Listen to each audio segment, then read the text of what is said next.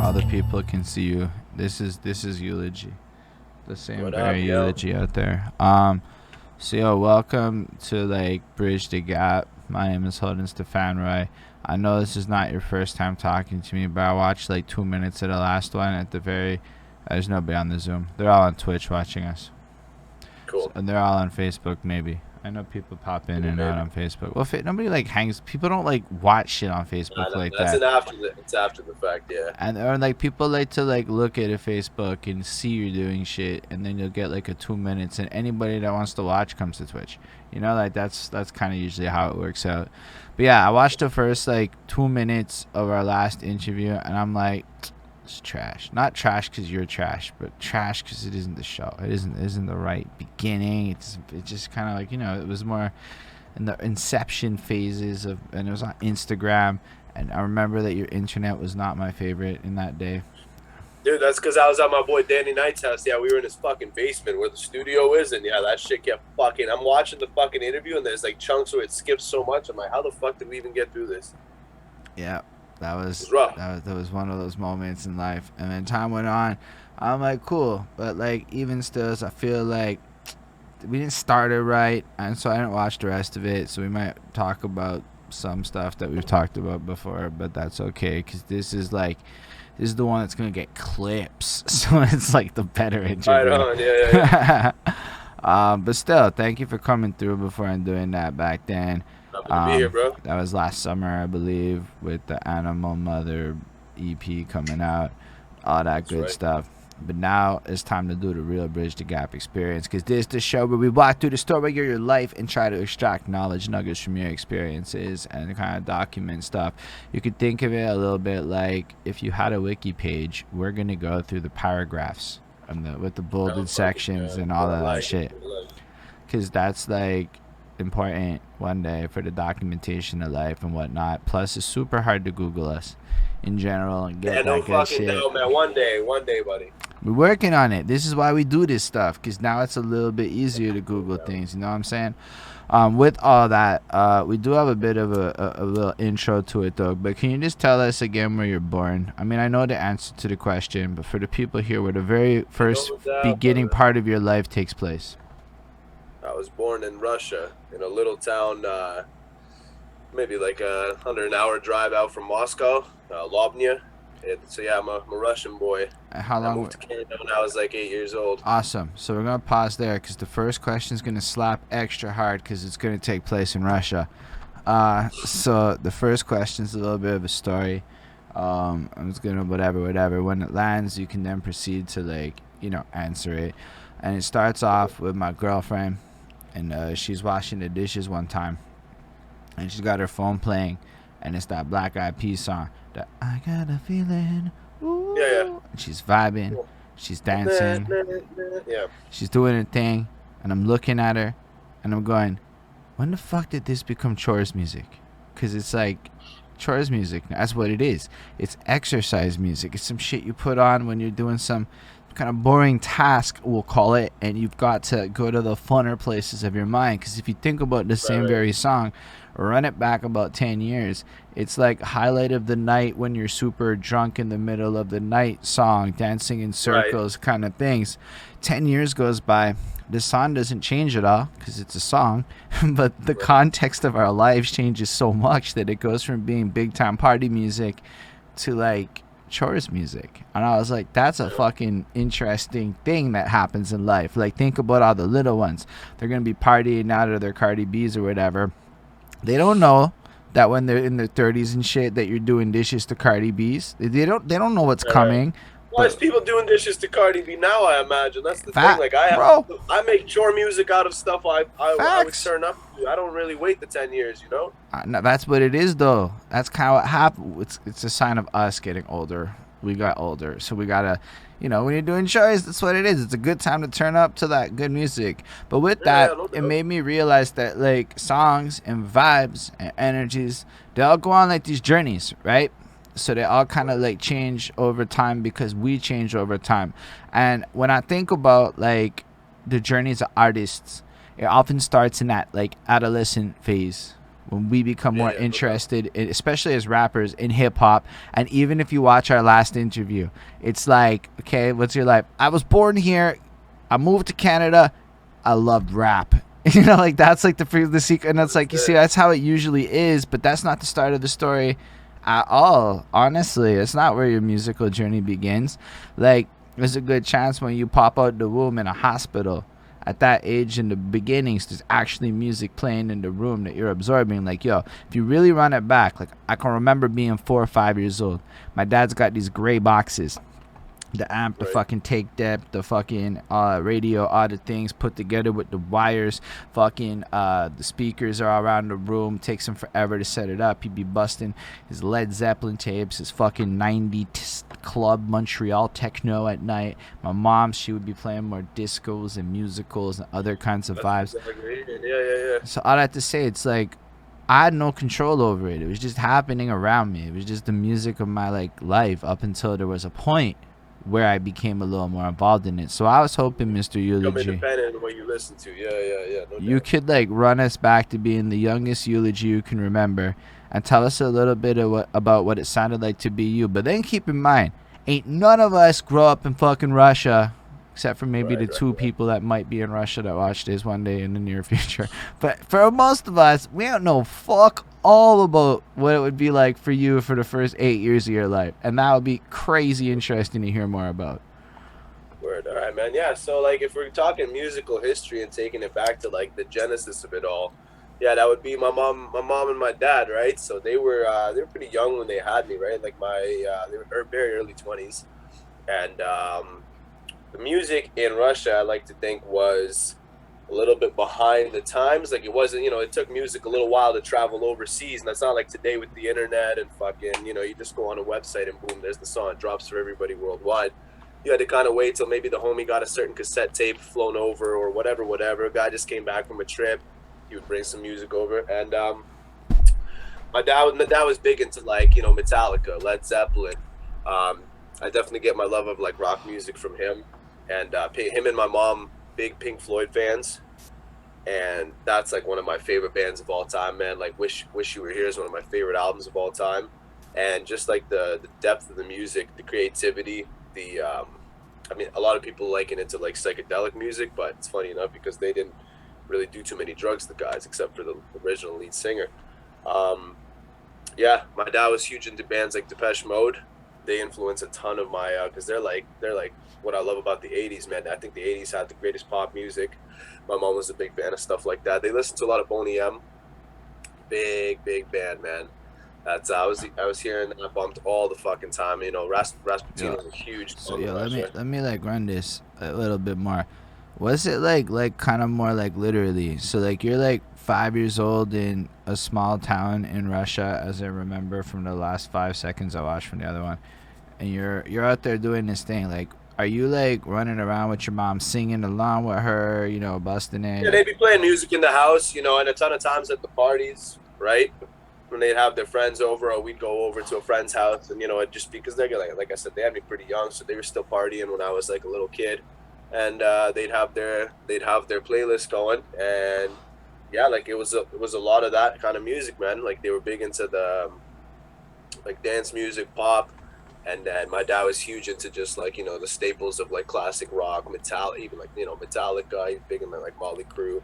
So like, was it more from like a perspective of like partying and consumption? Like I don't know anything about. Sure. It wasn't like, I can't really remember listening to music too much in the car as a little kid in Russia, but it would always be at like these parties or like in the house. Let's say, yeah, if my mom was like maybe cleaning, she'd have like the radio going or like a certain CD playing. Yeah, for sure.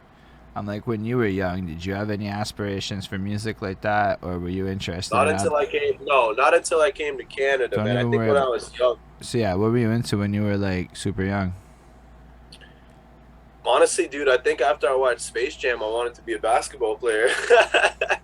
I was fucking huge into balling when I was a little kid, and then it was probably after I came to Canada where, like, not to say that as a little kid I wouldn't be doing my own little dance routines to like the music videos on the TV. That's a big thing. Like my parents would have whatever, fucking almost like a Russian MTV playing, and they'd have Backstreet Boys on there, all the poppy stuff coming from the States, and yeah, I'd be doing my own little dance routines and singing along. But I don't really think I had like huge aspirations to be a musician of any kind at that Yeah. point. I think I wanted to be So believe more it like or I wanted to not, be Michael Jordan. when I ask people this question, what's interesting is how different people answer it. Like sometimes people just sit there and study music and like focus on things. Sometimes people get into like the more performative Happened later. elements.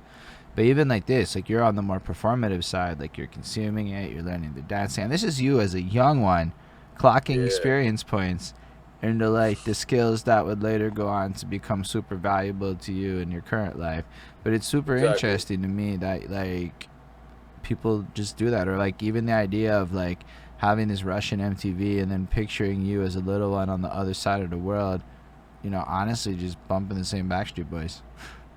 That's it, right? Everyone, I was getting down to it the same time people over on the, stateside were bumping it. Yeah. And when I came over, it was like, a lot of the, was it like NSYNC, man? And yeah, Backstreet Boys was huge. And then eventually you just start to sort of Mm. absorb whatever the other kids listen to and the modern pop culture, everything that's on the top 10 radio, right? So I know your parents were young, but is there like this like cultural traditional stuff that would also get spliced in? Uh, Maybe in like movies and certain TV programs, but it's not like my parents were like they would play popular artists from Russia, like the top 10 of that region. So I was listening to quite a bit of Russian music, but it wasn't like traditionally old stuff. It was more like, the top 10 charts, whatever was dominating overseas in Russia. So yeah, I had a large definitely like yeah wide range of music because they were listening to the stuff from the States, but they also had, the Yeah, I stuff that gotta, I was. gotta ask, man. So you come to Canada at like 8, right? Yeah. How is it like coming here? Because I started working with these Ukrainian girls at work. I have like 3 of them. They report to me. They're like late 20s. I've Right. learned one thing. I'm soft as fuck. So like, they have made it clear to they made it clear is what they don't like say it because I'm their boss. They made it Right. clear to me that like to them, we kind of soft on this side of the pond. So like, what's it like being like an 8-year-old and getting here, just from like a culture shock or like difference Well, perspective? what I immediately remember was like you're not allowed to get into like too many fights at school here. Over there, I was like daily scraps. So I come over here and I started getting in shit real quick at school, right? I'd be fucking put in the corner, sent to the principal's office, whatever, because like I'm getting made fun of for being the weird foreign kid. And then I'm like, okay, well, I don't have the grasp of the language yet to fucking just, clap back at people verbally. So I'm going to fucking fight you. And then that was like a big one, man. Like just the school system, just how things were done. Like even like culturally, like first day of school, right? Like kids dress up, like they go, parents put them in like little like mini suits and stuff. Like it's all like heavy duty, right? There's like flower. It's like a whole fucking pageantry because the educational system's very held to a high standard in Russia, man. And just coming over here, I got laughed at like the first day of school because my parents like they don't even like think about like, oh, this is an entirely different culture, man. Like, but then they're like, we're gonna do it exactly how we do it back home, and cares about how hard our son's gonna get bullied, man. That shit was rough, let me tell you, dude. Yeah, I show up to class for like with like flowers for the teacher on the first day of school and all this shit. Like that's how we do it over there. Yeah, it was crazy coming over, man. Yeah, that's wild, stills. I mean that's a cool custom. I'm not gonna Right? Yeah, lie. they revere the first day of school and they make like a big thing out of it in class. Like, you're supposed to sit like upright with your hands on the table like this. You have a question, it's one of these. You don't do like, oh, teacher, pick me, all this shit. Like the way the school system's done over here, very lax compared to over there. So yeah, I do agree with what the Ukrainian girls told you, man. It's soft, a lot of parts it is, man. Because I remember even like just like other stuff where like I'd be on a playground in my grandparents like project buildings, like just in the center there where they have the shitty little playgrounds, and there'd be kids younger than me. I was in like grade 7 visiting at the time, and there were kids who were like, oh, you want to go back to my apartment? My older brother, he's at work right now, but I know where he hides like his heroin and his heroin needles. And I was like, I'm sorry, come again? This is like 10, 11-year-old kids being like, you want to go shoot up heroin? I was like, holy fuck. I'm like, I swear I hear my grandma calling for dinner. Hey, peace out, guys. Yeah. Yeah, it's definitely coming over here. I was like, word, okay, so things are a lot like, I'm not yeah, it was gonna lie. big. Nobody's offered me to do heroin, so I don't know. Definitely not. Maybe I'm in the wrong room. I don't know if that's like a brag or not. Like if that can happen, but like that is fucking serious. Yeah, dude. Oh yeah, dude. Yeah, they'd be like, my grandparents lived on the first floor. Well, essentially, like the first flight, the first floor is just like the mailboxes, and then you go up the stairs. Their door is the first door, right there on that landing. That front fucking door to the house was maybe this fucking thick, dude. It looked like a fucking bank vault door with like a leather finish, like stapled leather on top of it, and it had maybe like 3 different locks, 2 chains, like this thick, man. And I didn't think anything of it at the time because that's just what I grew up with. But thinking back, I'm like, holy crap! Like front doors here have fucking glass windows in it, bro. You go into an apartment, even like you could fucking with hard enough, you could probably boot that door down in some places. And they were living with like they had bars on their windows, man. And I came over here and I was kind of like, oh yeah, like Canada. Yeah. I can see how our reputation is kind of a little bit what it is in terms of a place people want to go.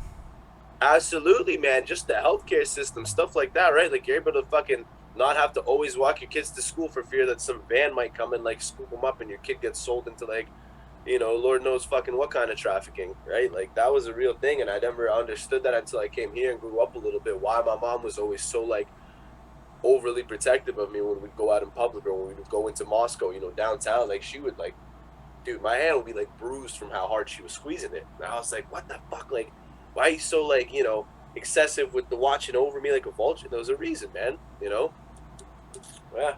Bro, that is like a level of shit we just never think about with regards to like reality. I mean, that's part of why the show's called Bridge the Gap, right? Like, because a lot of people don't know a lot of people's experiences, where they come from, this, that, the next thing, and just what it's like in other places. Plus, how often do people get to talk candidly about growing up in Russia? I mean, they probably do, but they don't often do it around me. This is the place. This is where you got to do it. Exactly. Like, I don't know if the other people do it. There might just be like a whole show on YouTube that's just like people candidly talking about Russia, and I never looked into it. But like, maybe an entire series. Yeah. So I guess when you come here, what part? You come to Ontario, right? Like, I don't remember where you land. Yep, Ontario. We lived in Etobicoke area. We lived in an apartment there. Yeah, lived there for about 3 years, I want to say, and then moved to Oakville for when I was starting 6th grade, and then I gotta remember. I don't remember where Oakville is. It's in the GTA. It's like maybe like 40-minute drive out of Toronto. Oh, you're like Toronto-ish. Toronto-ish. Yeah, GTA area, yeah, for sure. You're and like past Mississauga. So you're like the outskirts of. I just Google Maps it. The outskirts of Mississauga. Okay, that's fair. Yeah, before that. Now I am living in Mississauga. Which is still not really Toronto. It's still the GTA, right? Or is that exactly? Yeah, but you know what? It's like second biggest nearby city. Yeah. I feel like if I was in Mississauga, for the sake of Google, I would say Toronto. Yeah, that's fair. I mean, I don't really know though, because like I'm not out there. People make a whole deal out of like people not from Toronto claiming Toronto, because you know what I mean. So I keep it as accurate as possible. I'm not trying to claim fucking anything, man. I'm a man of the world. I don't. Yeah, I'm very happy to claim Montreal. It's super simple. I was born on the island.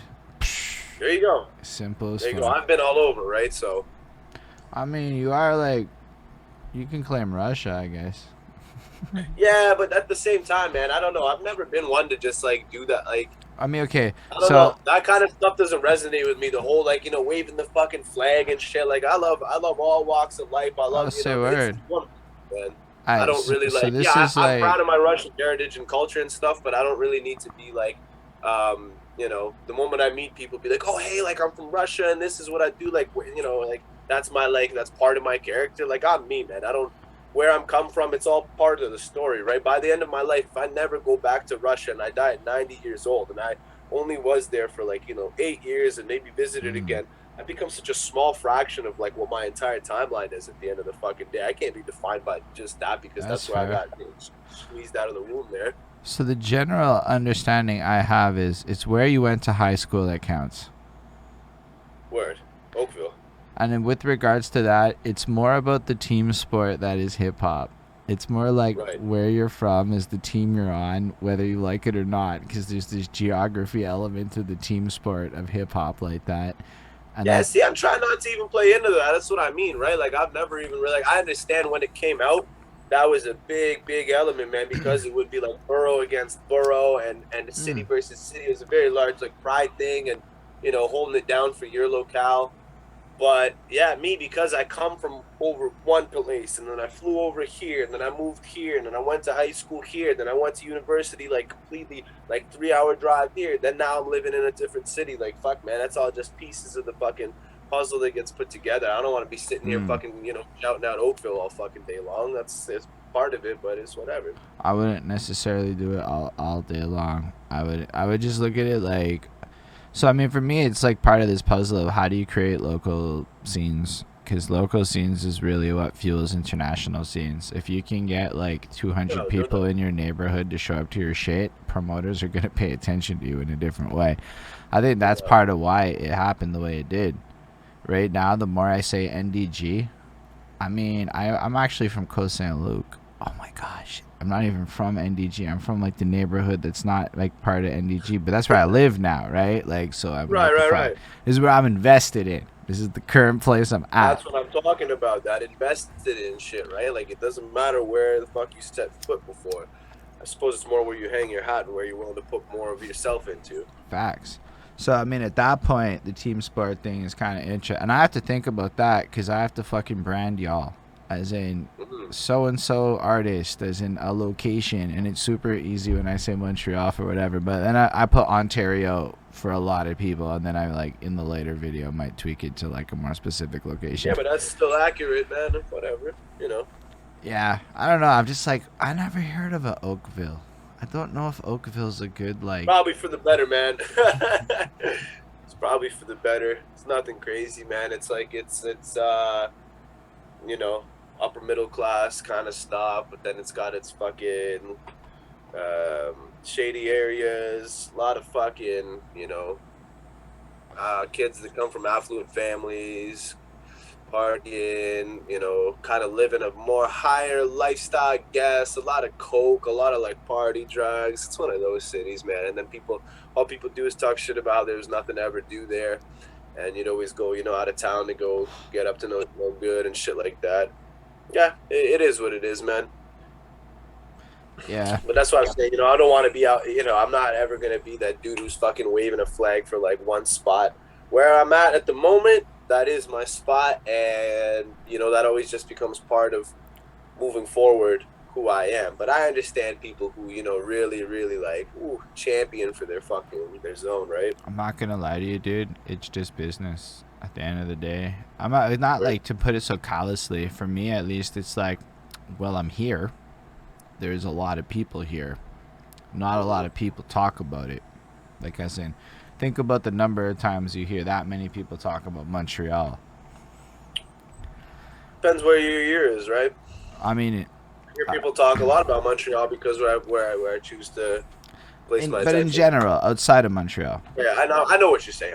So it's like, oh, say word. This is an opportunity to like discuss things that like maybe other people could care about or whatever. But like, right. I totally get what you're saying. I think it matters more for me as a media person like this to rep Montreal than it does necessarily as a musical artist. But then I just started fucking with it. I see that. And then like I realized that the one thing that happened to me when I started repping my city is a lot more people in my city started fucking with me. But I live in Montreal. It's a very privileged place to make some of these claims. Right. I see. I can see that. Like, there's a lot of people. There's millions of people here. No hyperbole. So it's like, and I know like Toronto is another great example of that. I mean, you're pretty close to Toronto, so I suppose it's not that far. But then it comes down to you're not really claiming Toronto, you'd be claiming Oakville. Anyway, this is tangential, but if we go back to like your earlier years and stuff, it starts to get all like too fucking like, oh, okay, well, like I lived here, and then like it starts to become too much, like too fucking you know what to call it, man. It's just like, fuck, just fucking make music. Put it again from my perspective. I understand what you're saying with you with the branding aspect of what you do. It really does help to sort of like plant your flag and do it the way you do. But It helps especially people people out of find you. Is another way to put it. How do people yeah, search for music? Like I'm trying to figure that out too. And there actually is not a lot of search by regions. I actually recently checked this search, the Google shit on Montreal hip hop searches. There's not as many as you would think. But like, so like, I'm trying to figure out that kind of stuff. So I don't know. I don't know what the right answer is. Maybe avoiding a the way I look geography. at it, no one's looking up Oakville, Ontario hip hop, right? So it almost doesn't benefit me. I can understand if I was, from the Bronx or something, I'd be fucking. I wouldn't shut the fuck up about that. The other side though is city funding. There is an Okay. absolute play for city funding if you are creating cultural tourism for your city. Yeah. It's I not see that. necessarily everyone's play, but it is a play. I feel like if I get to that stage, then yeah, you would see me fucking repping Mississauga a whole lot more because I've already become embedded in that scene. Well, to be as fair, something Mississauga is huge. Like, it's pretty big, no? massive. I'd rep Mississauga if I was in Mississauga. That's something people would search up. Like, Mississauga, Yeah. for sure. Toronto, your whole Yeah, but area I'm is... not embedded in the scene enough to do that, right? That's why I feel like it'd be almost disingenuous to just be like, "Oh, yo, what up?" Like, Are you able to I am embed Mississauga. better into the scene? What's that? Can you embed... Yo, okay, like, let's, like... Because, like, we already did, like, one of them when we talked about how you got into all the... into your group, otherwise known, all this stuff. So, like, in the part one of the interview, we did touch on a lot of that, like, more logistical timelines. And I do want to run it through some stuff. But I'm curious, just while we're here, like, what's it like being in the Mississauga scene as an outsider trying to, like, come into it, you can say? Like, what is that experience like? I mean, shit, dude, it's almost non-existent because I've only really lived here for 2 years, and it's been like mid-pandemic. It's not like there's many fucking local spots that were exactly doing shows or showcases or any shit like that. The only other local artist who technically would be sort of close to the Mississauga area, who I've linked up with, would be Skinny Chuckler, and me and him are putting out I'm putting out an EP that's entirely produced by him, and it's looking like it's gonna be September. Um, the Chocolate at Eulogy EP, maybe late September. And yeah, me and him linked up years ago, though I think even before I came out to Mississauga. But so far, I haven't really embedded myself in the scene because it's been mid-pandemic. All this stuff, like everything was shut down. There's almost nowhere to go to try and fucking be like, yo, what up? This is me.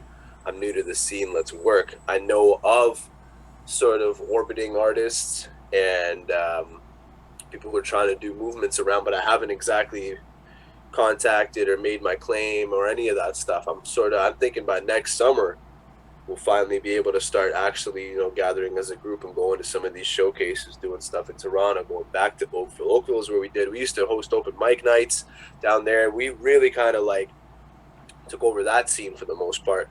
We hosted open mic nights. So we always used to, bring crowds to certain local spots. And yeah, we haven't been able to really get that going again because of all this fucking COVID-19 shit, right? So now that the world's kind of fucking unfurling again, we might be able to get it popping. Then the saga scene might get to know, what it is I'm bringing. So you guys are just going to come in from a perspective of throwing events rather than waiting for other people. Exactly. Yeah, I mean, the moment all this music actually comes forward now, because we're able to link up again, we're able to report together, everyone's kind of ramping up again. I mean, I'll say it here right now, otherwise known as taking quite a bit of a hiatus, and that's my original group, and we're back at it now. We finally brought it back together. We actually got a single dropping pretty soon. So I got my project coming out as Eulogy, with the entirely produced by Skinny Chuckler EP coming out. That's going to be 3 songs. And then I have, with my group Otherwise Known, coming out. We're dropping a single soon, and that's going to be firing off again. Then I have another project coming with a producer from Brooklyn in in the States named The Prime Synthesizer. And yeah, so it's going to be a pretty lively year. But I think in the next, after the new year starts, going into summer, springtime, that's when we're going to finally be, approaching a lot of these local scenes and finally starting to make something happen there. That's fresh. Why did you go to Mississauga? Well, me and my girlfriend, man, we were looking for a spot here. We were searching for a long time. We found the rent was appropriate, man, because fucking out here, dude, rent's ridiculous. And we found a spot, and yeah, it was kind of like the first one that finally was what we were looking for. Price was right, and it's only like 10-15 minute drive from when we were living in Oakville. It's about on the border of Mississauga and Oakville. And I live near the highway. It was just good for both our jobs. The location was right, and we said, let's do it. And yeah, we're probably going to be here another year before we bounce to a next spot, a little bigger, you know. And yeah, it was just that was the natural progression of where we were. I suppose if you're going from Oakville, it's like a progression to move towards Toronto, whereas like from my perspective, it was just yeah, like we were looking at a local. I didn't want to go to Hamilton. Hamilton's a little too crazy for me. I know it's way cheaper to rent out there. All the property values are a lot lower, but just Hamilton is just it's a bit of a grimy city. So I didn't want to be around there. Plus, it's just farther from work. A lot of it was centered on where we both work. I work in Oakville. That's where my like the company I work for is based out of, and then my girlfriend works. She's a bartender. So yeah, it was kind of like a location thing. We didn't want to necessarily have to do both of our jobs. What kind of work do you do, Eulogy? I'm a carpenter. What does a carpenter actually do in real life? In real life, well, specifically, I build like decks and fences. Oh, say a word. So you're like, people pay you to show up and build their houses? Well, not their houses. Decks and fences. Houses would be a little bit more like towards, like home construction. We don't really do any of the framing of houses. We work on fences, we do decks, we do anything related to like the backyard aspect, the surrounding area of a house. But yeah. That's my trade by profession. That's pretty blessed. I get to go see a lot of nice houses. For the most part, yeah. Some not so nice, but that's part of the job. We make them nice. You ever like been there and been like, yo, can I come like shoot a video here? Oh, now that you mention it, yeah, there have been places where I've sort of saved in memory, and I thought, you know what, man, not even a full-blown music video, but even for promotional stuff, I got to thinking, that project I'm doing with the Prime synthesizer, it's called The Lifestyle Vicarious, and a lot of it almost has to do about the dichotomy of like living in and coming from sort of for the most part, a poor lifestyle, and then constantly seeing through media, Hollywood, music, all this stuff, the richer lifestyle, people who are a little bit more blessed in life, a little bit more affluent, and sort of, the wanting and wishing for that. And I'm like, holy crap, man, some of these backyards would be absolutely flawless for some of the pro material I have, brewing in my head. Bro, I see what you're saying. Large pools, you just bring a few ladies around, man, you get the drinks going, hot summer day, it's like, boom. Oh yeah, I've definitely thought about that. That's fire that you think about the promo material like that. Oh yeah, dude. Even a lot of times, I'd be when we're driving to a job site, I've noticed and utilized certain locations in my videos. There's a location I've scouted for a video that otherwise known is going to be doing next year for a song called Walls, and yeah, it was like straight out of my fucking mind. When we were driving down, and just something told me to look left into a field, and I saw the exact like. Boom, picture perfect shot that I had been brewing up in my head for a long time. Immediately I was like texting Danny, I'm like, I found it, dude. I found the fucking place. Like, we got this. It's happening. So that kind of does afford me the benefit of like travel and going to certain spots and then seeing like, okay, yo, this would actually be crazy if I was able to talk this person who's owns a fucking mansion, for Christ's sake, into doing something with video shoot. This would be blessed. I'm sure it's actually easier than you'd think. I feel like they're the kinds of people who are. You see that Lil Dickie video? Yeah. Where he goes around and tries to shoot the entire thing for free. Yeah. Right, so he did stuff of that sort, right? I'm not like convinced his version was authentic, but I feel like it's replicatable in an authentic way. I mean, maybe Lil Dickie's version's authentic. I feel like. I think it is, man. I think it is. But we get like celebrities and shit involved in that song, if I'm not mistaken. It's a little like maybe it was. Yeah, but a lot of people he approached had no fucking clue who he was, unless he was like, Jay-Z or something. Some of those people were like, fair enough. Yeah, right. They're Lil Dickie, like they're like, no, I've never heard of you. He's like, well, I'm a rapper. Like I'm trying to. Shouts to Lil Dickie. I mean, he's alright. I mean, he's very ingenious with his marketing moves, and I appreciate his Oh, business. his branding's fucking on point, man. Ooh. Do I like his music? Nah. Do I like his branding abilities? Yeah. I mean, I appreciate anybody that does really good business. What am I gonna say? I can't like. Absolutely, I do like his music personally. The guy can rap and he's funny. He comes at it from a different angle. Like he's almost like the evolution of a Weird Al Yankovic, but he can actually rap. Right? He does a similar caliber of rap where it's not exactly parody or comedy rap. I know that's the easiest label to slap on it, but some of those songs, man, the guy, he's a creative dude, right? And he approaches I like his shit way more than anybody else in the modern sphere of the caliber of like a Lil Uzi Vert or a fucking Lil Yachty. Like that music. I don't think it's like fair to compare those two. I don't even think they're the same genre, to be honest. Like Lil Uzi Vert but they're out at the same time, and I consider that to be more modern rap. They've both been out about the same time. So I'm saying if I'm gravitating towards one or the other, I'll go with the corny freaking white guy. Lil Dickie's like more a little older. You could put Lil Dickie against like Future, and that would be a fairer thing. Because Lil Dickie was like there in 2014 dropping mixtapes and shit, and then by like 2018 he's like almost. I didn't know about him until about the same time I knew some of the other guys, so I disagree there. But well, I mean, just say it might not be fair to compare them, but you can compare. Well, what I'm saying it more is like. Lil Dickie makes a certain kind. Lil Dickie is a very technique-focused artist. He's a lot more akin to like what you could say people are drawn to metal for a guitar solo in, right? Whereas like, cause it's super technical. I've listened to a bunch of his shit. He's trying to flex on his ability to technically put things together really well. His comedy's whatever, you like it or you don't. I don't find him that funny, but I can appreciate that comedy is subjective. I find his shit is only replayable if you find him funny. Otherwise, it's just, it's like 7.5 on 10-ish to me. Like, I don't find his music replayable. I find it, like, well put together. And the only song I like is Jewish Flow. That shit slaps really hard. I'm super biased. Heard that one, but yeah, I gotta check that one out. Because, like, his mixtape he had before he made his pop album and shit was, it was to me a little better. And then I feel like as he got more money and more music, his like music video game is really strong, and his like branding is, but that's all part of the branding, yeah. But like to me, it's like, yo, when you actually get to the basics of his songwriting, it's super not different. It's super like I've heard everything he's done before, but he's Jewish. And I'm like, okay, but I've heard a bunch of I've like locally like heard dudes do the shit he's done. So maybe it's just because like I know people. Yeah, but they're not popping, right? There's a reason. Yeah, okay, but I mean that's like a completely separate issue, like conversation. Then is his song good? Is his songs good? Yeah. They hit like with a certain demo. They do not hit with other demos. That's the fact. I'll tell you what though, I don't really care about demographics. All I know is something like fucking even Future, man. Lil Uzi Vert, any of that, whatever artist you want to compare it to. I'm talking about more modern stuff.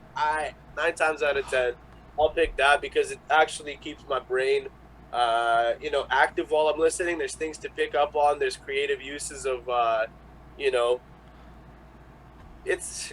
No, I know what you're saying. But like, no but it's not comparable because like that's the focus of a Lil Dickie song. That is the focus of it. It's more like a stand-up comic focusing in like regards to what he's doing. That's what I said. That's his best style. But like what I mean, no, but you could like not necessarily be funny, but like I'm saying how a comic focuses so much on the particulars of particular words to build up an entire setup. Like it's more like linguistically driven in that regard, and that's where it shines. I love it. That's my fucking head type. The other guys like Lil Uzi Vert, I mean, they're like a lot more like a rock ballad in their songwriting, and fucking wish, bro. That's fucking trust. I've done like album reviews. I absolutely can. A lot of these old rock, I've done album reviews of 70s rock, and trust you guys don't want to watch it for how much I trash their shitty poetry. It's that bad, actually. If you cut out the objectivity. Tell me, Lil Uzi Vert has better poetry than early 70s rock ballads. Kind of, yeah. A lot of that poetry's trash. A lot of that poetry is not my favorite. A lot of it, like when you really, really get into it, it's like, nah. Not that they're trash. You tell me Lil Uzi Vert. No, Lil Uzi Vert is really good. I think he's an amazing fucking artist. Like he's one of the not dudes. Artist. No, I mean like I fucking listen to his like music, and I like it puts me in my Chemical Romance space. It gives me the kind of energy, and I think if you fuck with emo, Lil Uzi Vert is a really good emo lyricist. Like he really taps into that well. The problem. I don't fuck with emo. I fuck with more the classical rock side. I think we finally put the fucking nail in the But then that doesn't diminish his ability to be a good lyricist, because we just looked up what lyrical means. Emotional express. He is though. Yeah. I did the Love Is Rage 2 project. That it's even good music to begin with, but that, I mean, that's like saying that people who don't agree with your taste have bad taste in music, thus other music is invalid, which is, it is what it is. Is an opinion. I mean, that's how people discuss music, man. I know if we were to get down people discuss music mad differently. I talk to a lot of varied people. I have a better data set for this conversation than you in terms of how people talk about music. P.S. Some people get mad whatever with it, but if you're trying to be objective about good, individual feelings are less important than collective feelings. Right. But how are you going to be objective? You just said music is subjective. Because I study music. No, there's ways to be more objective than subjective with it. Like as a reviewer, you have to learn a lot about what you feel, and then what are like actual song qualities of musicology that are like kind of more ethereal. Like what fans care about is super different than what artists care about. You actually have to go put the effort into learning all of this shit, and after you do all of that, all of a sudden you're going to have a separate opinion on, I like this and this is good, do not mean the same thing at audio anymore. That's where you end up. So I do think it's like definitely something I can all I'm saying is any kind comment of on pretty heavy. If we're really talking about any kind of objectivity, I purely fail to see how Lil Uzi Vert can be. Well, you have to, so when you're being objective, you have to think about who is this music for? What environment is this music supposed to be in, and does it work for the environment within those people? No, I don't. I just have to listen. The answer to the question is for objectivity. You said for subjectivity is what you just described. Those are two separate things. So to be objectivity, I feel you can take setting into place. You can take what I'm saying is you have to take all those things into place, or you're not being objective at all. If you can't fully be objective isn't a fair statement, but if you're talking about a spectrum of it, you're way closer to objectivity when you take context into place and then understand what your likes and dislikes are, and that's fair. Nobody's saying you have to like the shit.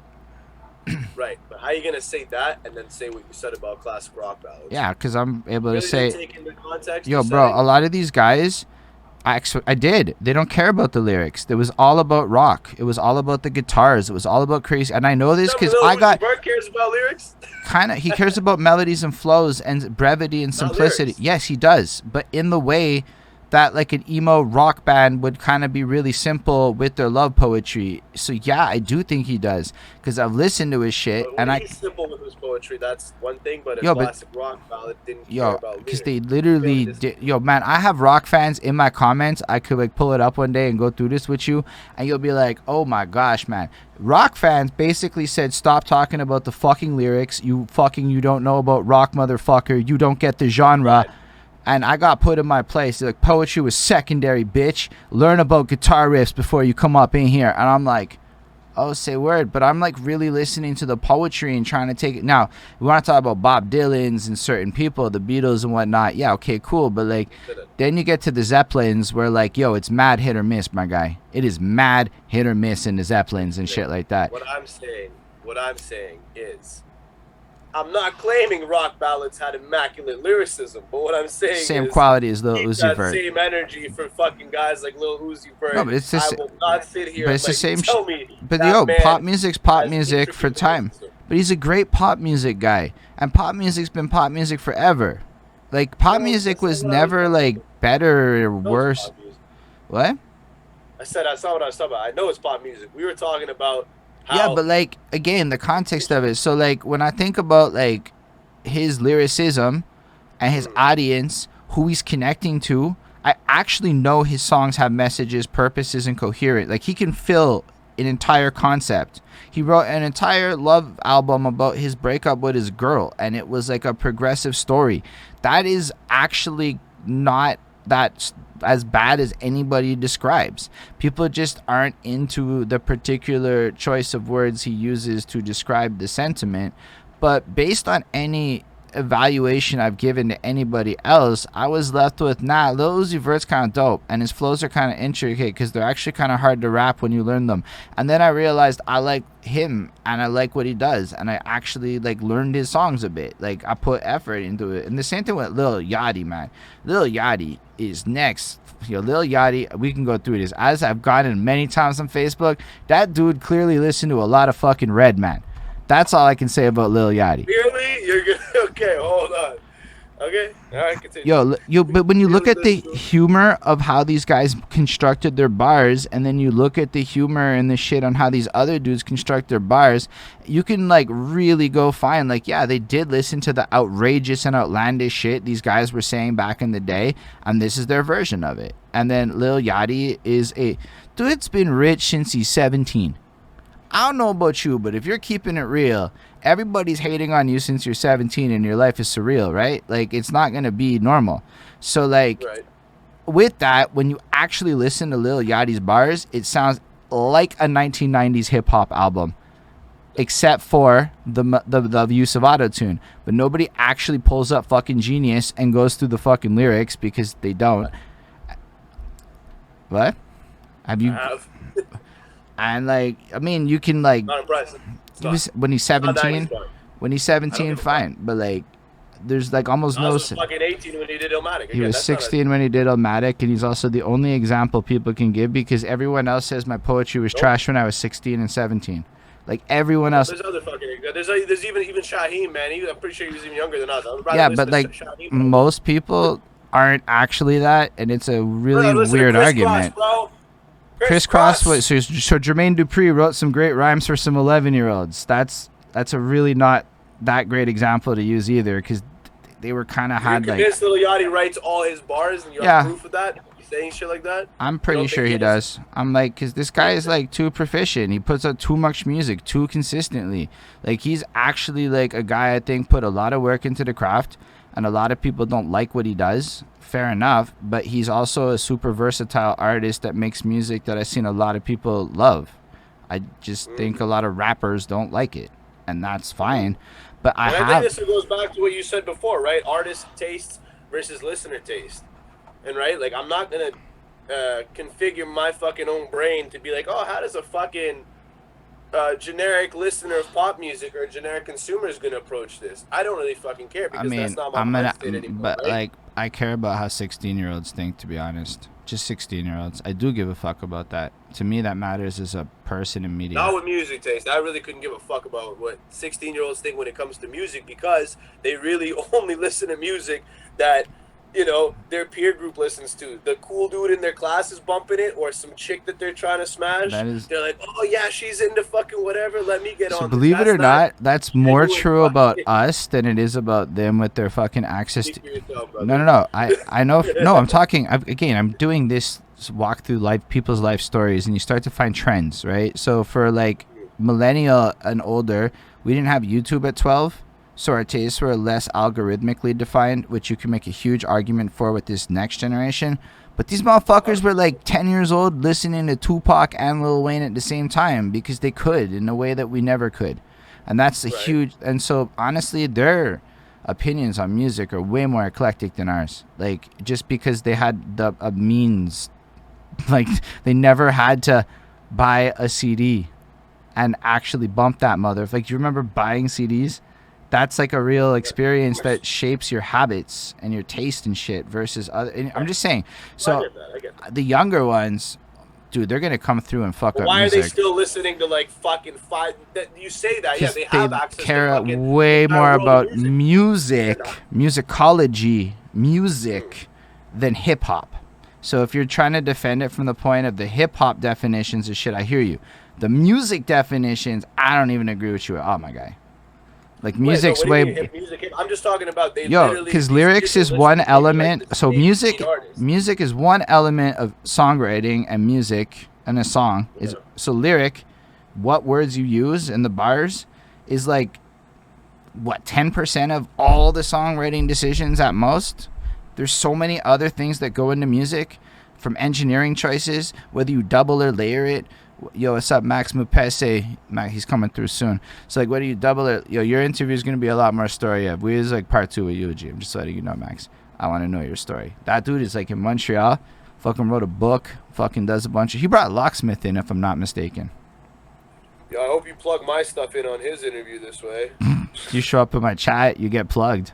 You haven't opened a Twitch one time I come through. You want to come every time you would showing up, and I would assume you know what my username is on Twitch? No idea. There you go. So how are you gonna say I've never popped in? Because, well, if you did, you didn't make it knowing you were there for me to plug you, and that's the difference. I'm just saying. I have no idea if you're on Twitch though. Are you on Twitch? 100%. Maybe Straight Jacket. Oh, that's you? That's me. Fair. Okay, now I'm gonna plug you on Twitch. No, for real though. But if I don't know like who you are, how am I supposed to like plug you in here on Twitch? But if you show up, I'm gonna be like, yo, what's good? Because that's the Twitch moves. Right. But yo, going back to what we were saying. No. So yeah, with that, I think a lot of times, especially with our preferences, they come from like this boxes that got defined in ourselves. And I remember you liked new metal, you liked a lot of shit, and I fucks with what you fuck with a lot. Actually, I think my preferences prior to being an album reviewer actually lined up a lot more with yours until I went on that shit. So it changed me. Right. I can't even say my opinion is valid, because it changed me so much. It's just this perspective versus yours, right? But then what I realized when I talk to the little ones is they don't see music in genres or boxes, and they don't consider just the way we do. Like I'm really about like the Eminem, focus on the lyrics and the lyrics and the lyrics, but these kids see it like there's so much more to it. It's broader. The flow and the melody are of equal value as the particular... That's most listeners, man. That's not even just the new generation. Yeah, but that's because people don't give a fuck about lyrics. Yeah, but in a different way. I'm talking about the artists. The artists were studying more things when they were younger at like 12, because then half these kids, that the artists that I've talked to in Montreal, anecdotally, whatever, that have like just are active now at 22, they're like 15 with all the time in the world in YouTube, learning how to sound engineer and like play with their voice and testing it. But you're 15 now, and you're sitting there, oh, I'm gonna do Dirty South Trap this week, and I'm gonna do New York Boom Bap next week, and I'm gonna do emo the week after, and you're just... So it's like, man, that's why this shit gets put on, because Lil Yachty is when you got the girls around, like the start of your project, and you say flip it up and I want that shit up. Your 2015 project literally starts with you guys doing some like rappity rap shit, and then you immediately are cognizant of the fact that this music is not good for all times and places. Well, guess what? Right. 18-year-olds want to smash. Lil Yachty's gonna do real well. My girlfriend dances to Lil Yachty songs, my dude, because he's got that kind of vibe. That's such a weird concept to me, man. Trying to fucking get some trim by playing Lil Yachty. But trust, oh my gosh, that's I don't know, bro. I don't but know. like it's got dancey pop fun vibes. Yeah, I mean, it just sounds like fucking garbage when I put it on, man. It's like low intelligence music. It's not. I don't know, dude. I mean, I hear you. I hear why there's branding that's been done to create that narrative. In my opinion, there's a lot of people who are invested in a lot of people thinking that because it's whatever. Yeah. But if you go back to your own project, I think I can cite a great example for how something like that could become very popular, because let's be real, it's not that fun at the Sausage Fest full of sausage festing, and like battle rap might be the pinnacle of skill in this shit, and there's not a lot of ladies in that. I'm not either, though. That's the thing, right? I feel like you're almost thinking I'm some fucking champion. I meant it more like skill as a focus versus vibe as a focus. So skill as a focus, battle rap's the pinnacle. Vibe as a focus, a pop concert from Justin Bieber might be the pinnacle. You know, I'm just trying to give you a spectrum. No, I get all that, yeah. And so when you look at the crowds, there's a lot more girls in one room than the other. And I think that's how so many people... Yo, do you know how many rappers are like straight up like, I hated performing for a room full of men, so I started doing songs that are completely different than what I started with, just so women would come to the show? I don't know how to feel about that. But or Rush, the band, yeah, said that they spent their entire career performing to stadiums of men. No, I know that, of course. That's like a Family Guy joke. And one of But the it's- episodes about there's literally nothing but dudes in fucking jeans and black shirts. Yeah, no, I get that. So it's But like, I would again, personally, yeah, I love it. and I think we've gotten so far off track. I'm pretty sure this is supposed to be a fucking an To be interview fair, about this me, is but your let me chime in real opinions. quick. It's still you. Oh, yeah. Let me chime in real quick. Me personally, again, like you said, there's these weak sauce dudes that are like, oh man, I just wanted some females to come through to my show. Why don't you just get females to come through to your show? Me, I would rather be genuine to my art and what I do and be something like a Royce the 5'9" than go compromising and doing all this other shit to try to be a Drake or Weekend. I imagine he's got way more females in attendance than the dudes, maybe if it's a 50-50 split. But me personally, I'd be a guy like Royce, and I guarantee you there's still chicks coming out to Royce's shows, and you don't have to compromise. You don't have to do any of this fucking buffoonery and change your art and start putting out different kind of songs to get females Well, around. I mean, That's I'm a cheap gonna tactic almost, man. I'm It's gonna almost a cheap- argue that females these come, the boys are people. gonna- So let's say you party a lot in a certain scene. It's just kind of the vibe that you want versus in other scenes. I mean, I'm just saying cheap tactic. It depends. Sometimes it's disingenuous, upon which I agree with you. I don't know if it's always disingenuous. Sometimes it's really just what these people like. Black Eyed Peas. That's what I'm saying. If that's what you want, that's the kind of music you want to make, just do that. But people who are sitting there go, oh man, like all these shows I do, it's only the homies there. I'm gonna change my entire fucking artistry. I mean, at the end of the day, who the fuck am I to say? Maybe that is the music they've been wanting to make. Nah, but to be fair, I do think your music has actually got a lot of versatility and interest in it. So like, as much as I think that you're like, I have like a thing where I feel like when people kind of state certain things, I'm engage with it because it's interesting to see where people are at with it, right? So like the idea that Lil Yachty's trash, it's inflaming. Plus, it's a great clip. But like at the same time, like it's interesting to see why you think that way, especially coming from like where you're at with it. And then we've had the chat before. I'm not gonna lie. So like I'm aware of that, but like. Right. With For the listeners, I think to me it really just comes down to, man, if I hear music and it sounds like fucking like music to me, again, most people might not agree with this, but it needs to be, when I listen to it, something that I can't just get drunk with the homies and be like, yo, let's go make this exact same song and it'll take us no effort. I know what your counter is going to be. Oh, I mean, if everybody could make these songs that blow up by these guys, everybody would be doing it. My whole thing is I want to listen to something that it's like, god damn, like, how the fuck did they do that shit? They come up with that flow, that vocal inflection, the lyrics. I could never do that. Most kids nowadays listen to this shit and they say the opposite. They're like, word, I could definitely fucking do that because there's nothing special going on there. From the lyrics to the concepts, the shit they talk about, it's so fucking been done to death. Even, you might say, okay, none of the stuff I talk about in my music is exactly unique or never been said before, but I always I was like, you just dropped a track on Day One, which is a good song y'all should go listen to. What's that? I'm like, you just dropped a song called Day Ones, which, as far as concepts go, is a respectable concept to use. But it's been done 100 times before, right? But I just thought, okay, like, what's going to be super cliche about something like this? Don't fucking do that stuff, right? And anytime I hear any one of these fucking auto-tune soaked, whiny, dolphin-sounding fucking, dudes come on the song, it's just painful to even try and sit through the song because it's the exact same approaches to concepts, something about drip and bitches and it's like, fuck, man, I know songs from my era said the same exact shit, but at least they maybe had something unique about it. I think that came more from how hip-hop used to be more region-based and maybe a lot more music used to be region-based because we weren't so connected due to the internet. Things wasn't, actually, I love what you said about that region-based thing. So the region-based thing kind of forced you to play with your community and impress them.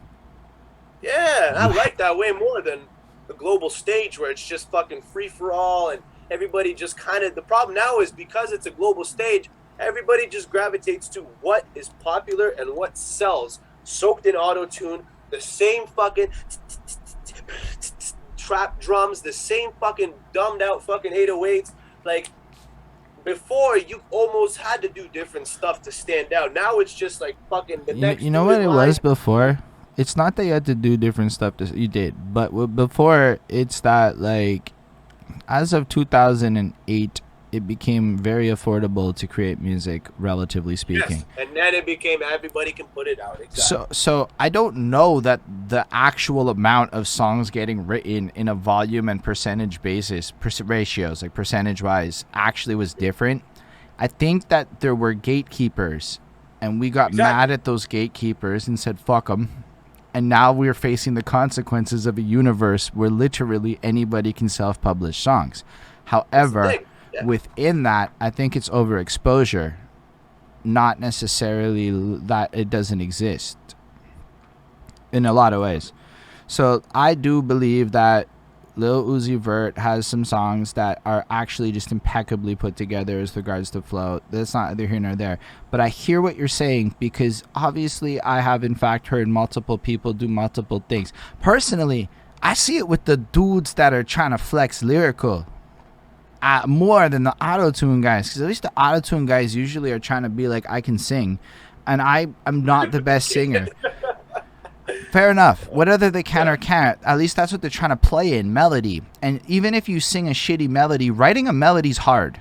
Fuck what anybody says. Writing a melody is hard as fuck. I've been really trying to write melodies lately, and it's actually an art form in and of itself. It's the difference between...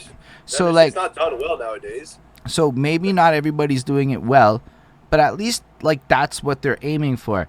Then I catch... I don't give participation badges though. See, for me, I know. This but is then it's like, what?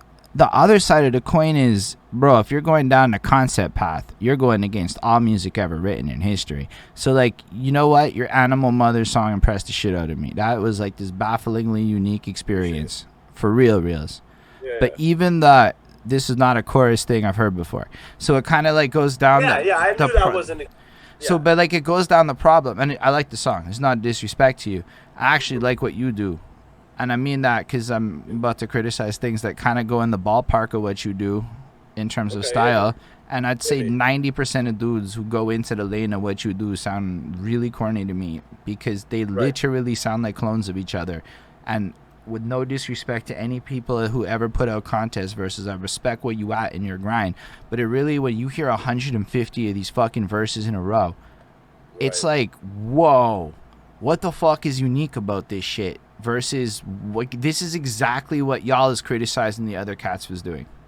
I guess so, but that's the thing. I don't just because a song is lyrical, or you know, the previous, not even. So I get that definition of lyrical. Okay, but I know. I just posted that as a because I googled it and I'm like, say a word. Just so y'all know, it's a beautiful expression of emotion. Most people understand.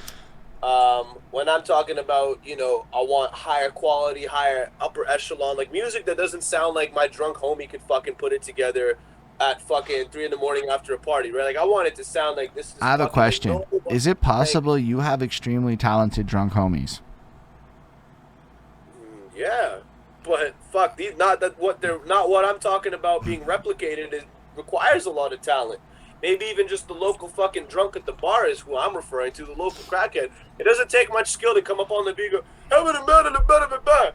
I got the dots, I got the up. Like, fuck, the vocabulary, this fucking large. The subject matter, 3 subjects. Come on, man. Like, anybody can fucking go in there. The engineer does all the work, and this fucking idiot just dribbles some fucking whatever. I honestly don't review that kind of content for the most part because I don't have anything to say about it. I want to give Lil Uzi Vert his props. He writes about love. Love is one of those topics that you can kind of just do forever and people fuck with it if you're into love songs. I'm actually not a love song guy. I've written a few because it's fun in the sense to write your girl a song.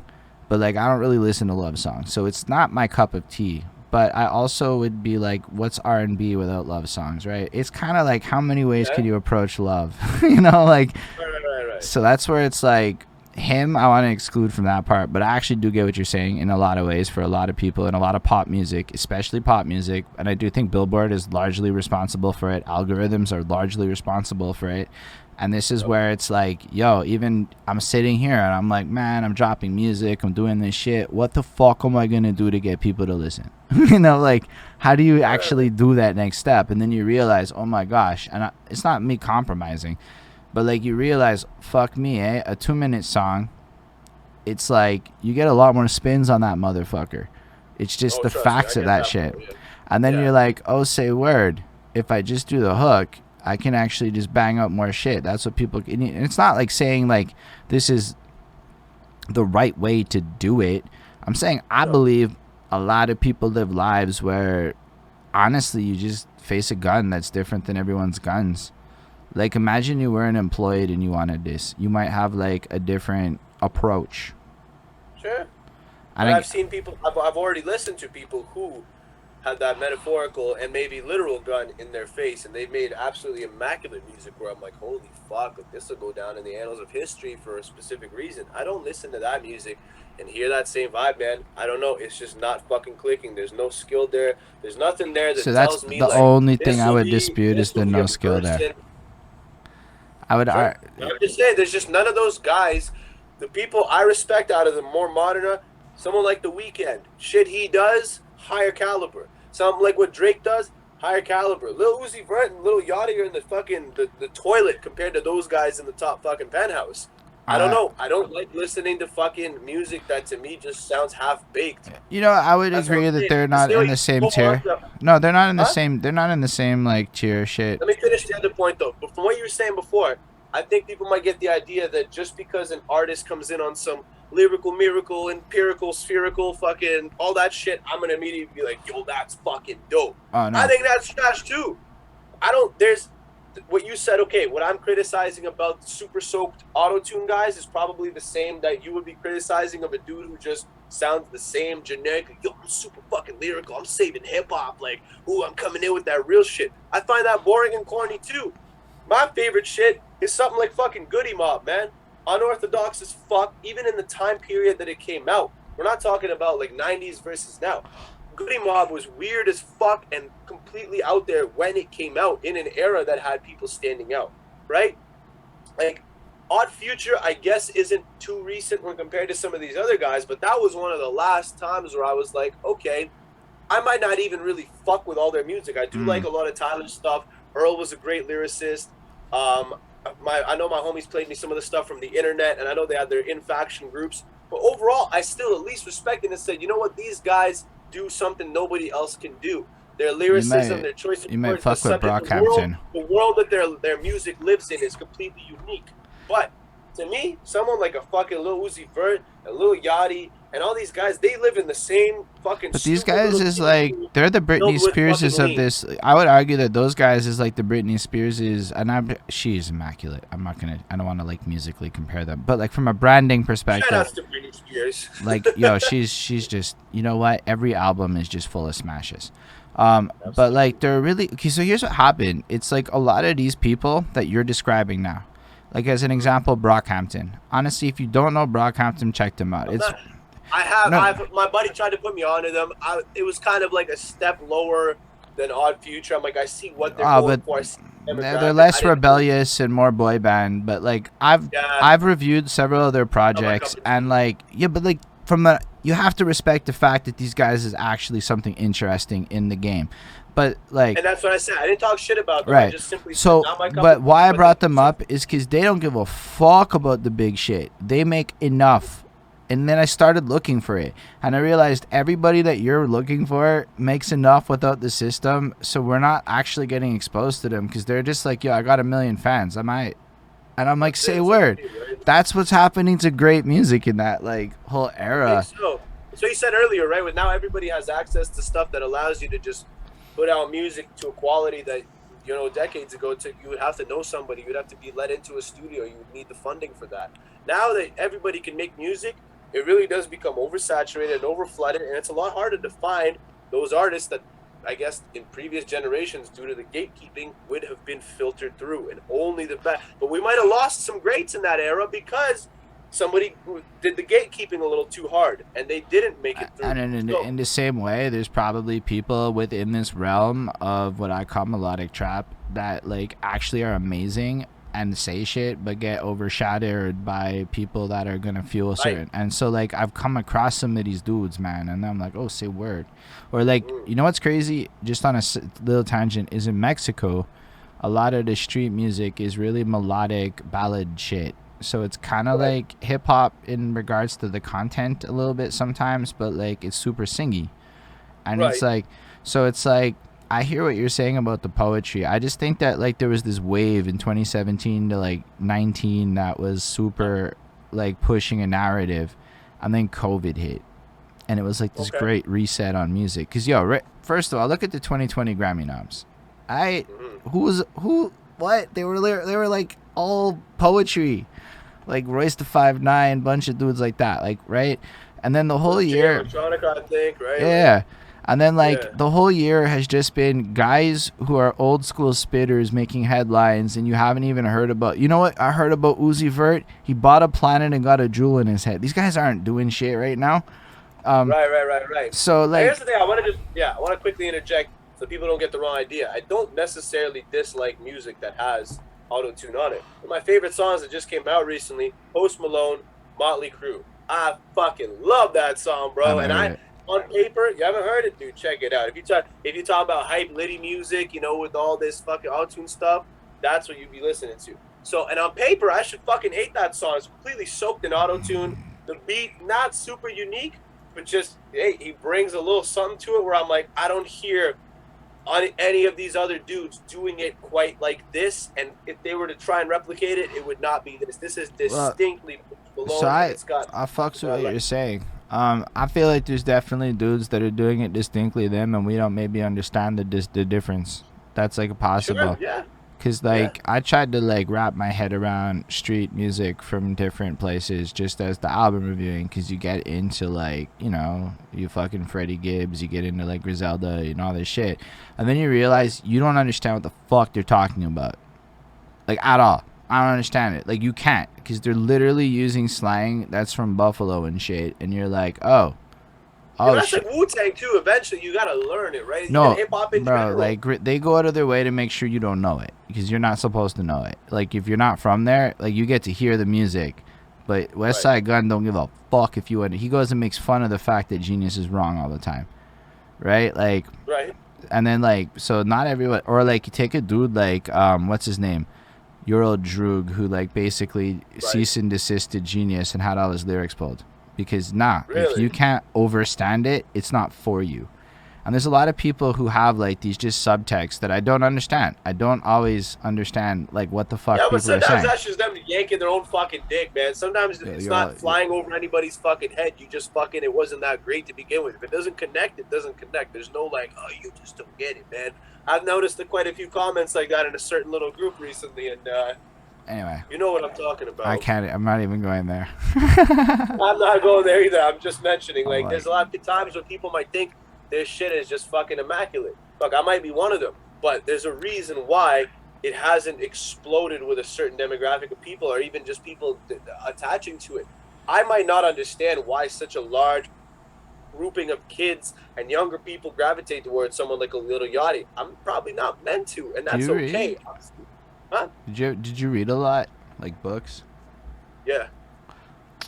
That's maybe a huge shift, and for me, like, keep in mind, I'm a language dude, bro. I took the 48 Laws of Power and I wrote a verse that's the 48 Laws of Power in order. Like, I'm into that shit. I like shit like that, right? Me and too. To do some creative like that, I did lots of it. That tickles my brain. Guess what? Nobody cared when I did any of this shit, and I was like, oh. And I don't mean it like nobody cared because it was bad. Actually, people told me it was really good. But I realized, like, Alphabet Slaughtered by Papoose is a song you listen to once. And the only ever times you listen to is to show your homies. Just show somebody else. I was just going to bring that up. But then there's songs like, if you've never heard this song, Holden, when this interview is done, you need to listen to it. Rewind by Nas. I actually heard it. I heard it for the first time recently, but I haven't really given the new album a chance yet. I'm not there. It's not on the new project. Oh, say word. This is an older song. Okay.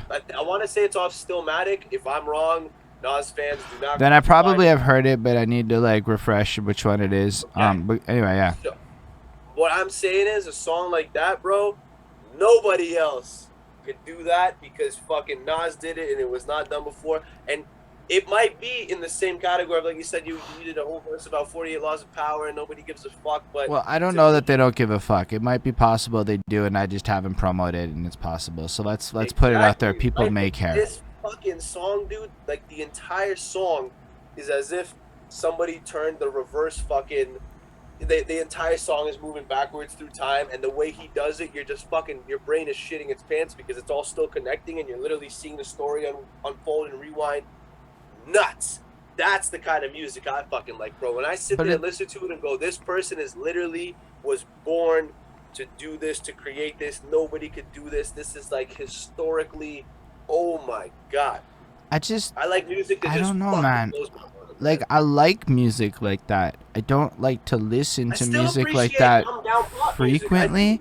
Like, I realized my habits changed, right? So, yeah. Here's when I listen to music. So, Eulogy's my interview guy. I gotta bump Eulogy shit. So, there's a lot of that in my life. A lot of new music in my life. Like, a ton. It's constant for like 5 years now. Then it's like when I'm at work. Trust, I don't really want to be going down like story fucking songs of fucking serious shit or whatever concepts. Time and place. Because I'm at work. Then I'm listening to music on my cycle. I kind of also don't want it when I'm on my cycle. And then I realized there's no environment in my life right now that has me doing anything but fun music. So it's changed me.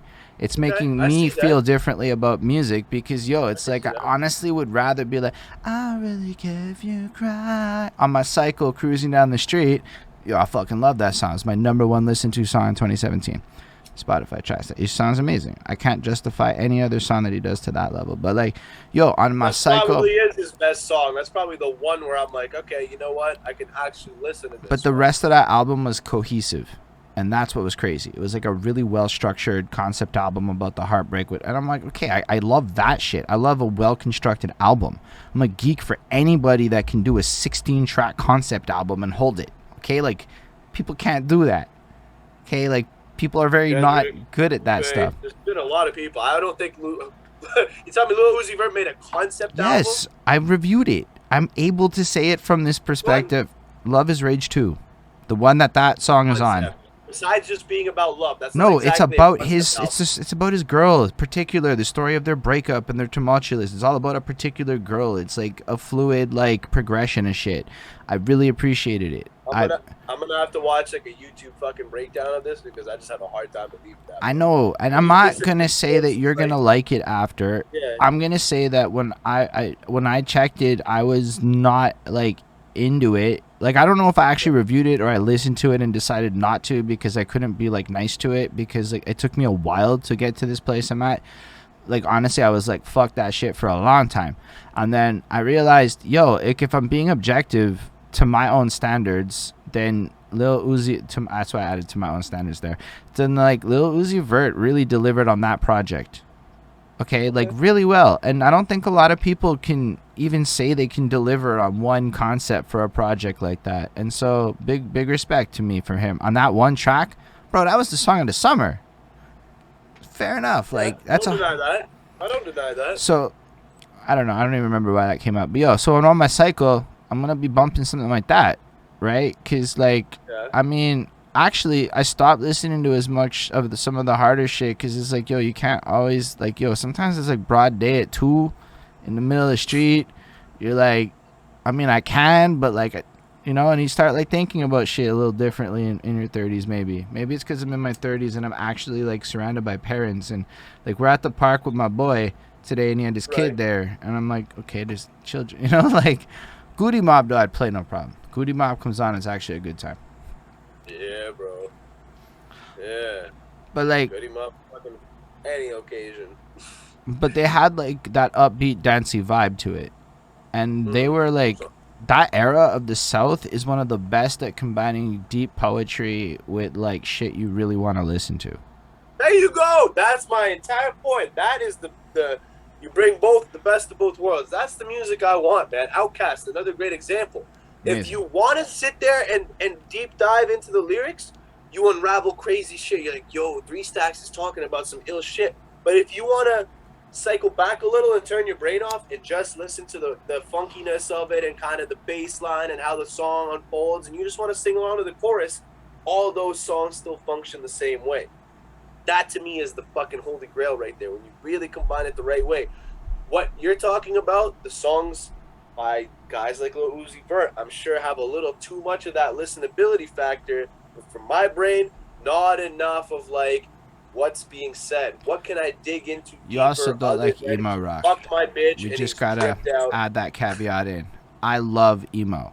I don't just like it. I have to be honest. Like, it got me through high school, bro. Like a dabble, sure, yeah. So like, when I like to whine to my shit. If I have a good wine, I don't need it. Wine. But like, so like, to me, it's like, because we established that, I definitely think it's just not connecting with you in a way that maybe if you had fucked with, you know, other kinds of shit differently, you might have like felt differently about it as an adult. Phase, bro, but that shit still is like of a higher class. No, I still have an emo phase, my guy. Emo. I like. Well, I don't know, man. I guess I got into Lil Peep and it revived me, and that guy's a master at this shit. I don't mind Lil Peep, man. That's the thing. I feel like he actually made music that was a little bit more of a higher quality. Yeah, and he on paper he's just soaked in auto-tune and sort of like. Yeah, it's like on paper it's really weird because it's really hard. Auto-tune like 182 over trap beats. But like at the end of the day, his writing was super simple, super repetitious. He made every word choice count. It was almost like you could picture him being super high and trying to write it with the least number of words because that's as much expressiveness as he wanted to put into the moment. And then you like, to me, it got me thinking differently. Like, how do I love these Lil Peep songs that have 38 words in the whole song? And I got 171 words in the second verse of Lose Weight. Well, again, fuck it. Depends what you're trying to communicate, right? In one of his songs, he's not going to, in 38 words, you're not going to unfold some, like, great concept for people to latch onto, but you could unfold a lot of emotion. But I do it in the chorus. In the chorus, I deliver the entire concept of the song. And then everything else is just expanding on it, right? Like, so... Right, but it's detailed, right? And it's like, that's like saying...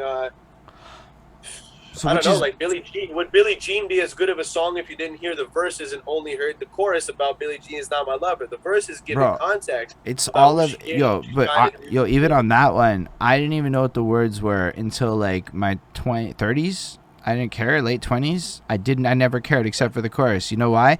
Because the delivery on that song is so good that like you get encapsulated with it. Actually, a great example. I don't give a fuck about half of the words of a lot of those songs. I never learned them. I don't know them. I half the time I just jack the flow and I make up words in my head to patch it in what I think it is, and then I learn what the words are later on. So if I treat in this, I'm actually a shitty fan like that. That's a confession. But like, so I'm like thinking about it like with Michael Jackson. If that's what I'm doing, I remember like at one point as a full ass adult being like, holy shit, she got pregnant with his kid, right? Like how many times I heard this song. Yeah, and so, dude. Yes, it's there, but that is not at all what got me into it. Boom, boom, and then the ows and shit like that. It's like actually the fillers and the ad-libs and the way the beat and the groove and the way he's so perfect in the pocket and all the shit that I think Lil Yachty's pretty good at actually is what brought me into a Michael Jackson. And you could say, yes, when the words are... Let me follow up. You're going to like where it goes. When you delve into the words of Billie Jean, you're left completely fulfilled and you want to go back to this song again and again. And I do not think there are very many tracks by these people I'm defending that are that replayable. But I also don't think there are many people that make replayable tracks of the tier of Michael Jackson in history. There you go. So, yes, but to say there's no skill... It was the only part I really cared about. I'm being dramatic with that. It takes, you got to be able to fucking record and keep in time and all that. But I feel like it's the engineers on these guys' parts that get way more of the credit than say. Let's not even bring Michael Jackson in though, because that's fucking crazy. What about the dudes that are the engineers on their own shit doing it? What if you're the engineer doing it then? Doesn't that make it completely different if you're the engineering? Like my boy Shvelly does this. He is debatably so do I, but then he does a lot of the auto-tune and he splashes all this stuff over it, and he's really almost more into how he can do a take and manipulate it than he is into delivering the... Like, I'm not saying he doesn't deliver the best take, but it almost feels like the engineering elements of the song are more interesting to him as a songwriter than the songwriting. I mean, that's going to be problematic when it comes time to do a live show, but I feel that. Actually, he came through and he did his shit. We have it on cam. They held it down. They did their thing. I got all his. How much was he actually doing in the No, post-production engineering phase? I mean, it didn't like sound. Well, his live was proper. He was just dry vocals on the live, and he delivered the track. It doesn't have to sound the same if you can deliver the track. That's what I was saying. So you almost don't need any of that fancy, dancy extra shit. Yeah, but like then it's like dudes rely on that crap. But that's and their song. If you were to strip all that post-production engineering stuff, most of these dudes would sound like a fucking embarrassment on the fucking track. But the thing is it's aesthetics, right? It's like, why do some people like oil paints, and why do some people like I don't actually know that lot about painting. Other paint types. So like acrylic's a paint type, I think. Anyway, So you have all these different stylistic choices that I think are in question. And why do some people like that? I don't know. Because stylistically, sometimes you want to be wavy and sometimes you don't want to be wavy. Yeah, that's fair. I'm just saying though, man, like a lot of these guys, there's a reason you can't do like a fucking, well, for the most part, an acoustic version of a lot of these trap songs. You're not going to see Future sit down and do an entire set. Like, there's dudes from the music I like to listen to. You can strip it down to its bare bone elements. Like, I would have loved to see a sort of acoustic version of Billie Jean by Michael Jackson with like a live band and all that stuff. That would have been incredible. A lot of these dudes, what the fuck would EXO Tour Life sound like as an acoustic version? And that's where I feel like it's really telling of how much these guys. Bro, I rap that song in the shower all the time. So, to me, but you remember while you rap it, it's playing in your head. No, actually, I do it like vocally. I try really hard. Actually, that's one of my practice effect songs. So what I like to try to do is practice vocal effects I hear, because like I figure the closest I can get with my voice, the less my engineer has to do. Thus will save money. Right? Because I don't want to learn to engineer right. I hear that. So like I really actually do what I can to like emulate the effects he puts on his voice while I like it's my girlfriend suffers sometimes. Oh god. Oh man. But like. That's funny. But like it's true. But I got better. But like an hour-long shower of you wailing along. It's never that bad. It's more like 10 minutes. But like there was a phase where it really was that song because like every day. Actually, to enunciate it with the sauce he puts on his flow, not the effect, the enunciation he does is really hard, and I got fascinated by it. Not the effects. This is the part where if you're like listening past the effects, you're like, oh, say a word. He's still like. For that, we need to find a dry acapella. If you can pull me a dry acapella, I'll Nah, you just gotta like consider like every dry acapella you've heard. There's like then hearing the mixes after, and you're like, okay, there's just shit you can't engineer, right? Like the lisp or something, or the specific. Sure. It's that shit that I found he was really like interesting on. That got me into it too. And then his flow is fucking early in the reminiscent of what drill would become. Like, and I really like that shit a lot too. I really like the flows on drill music. So that is a caveat. So like I kind of fuck with Pop Smoke, man. That's the funny thing. Pop Smoke's one of my favorite artists out of the last like 3 years. You want to know a full confession? I think I heard my first Pop Smoke song in the last like 3 weeks. Nah, I fuck with his voice. His voice is incredible, but like it just never worked out like that. But like that whole like construction of flow, like it's really I'd argue it's really easy to look at drill and be like that shit's whack if you don't really understand the culture of drill music. Yeah, no, but I feel like I say that way less with drill music than something like these fucking fruity Pop-Tart fucking auto-tune soap dudes with the little multicolored dreads and the purses and the fucking like whatever the fuck they do, man. That shit is so fucking not for me, man. That's fair. I don't know. I don't know, man. And just seeing so many people drooling over and being like, oh my god, this guy is just like so artistic with it, and I'm like, okay, well, I have to check this out again. And I've given it so many tries, and I just sit there with that. You might not like it too, and that's also just like part of it. I think people push back because of the like humoristic grandiosity of your response to it. Sorry, what do you mean?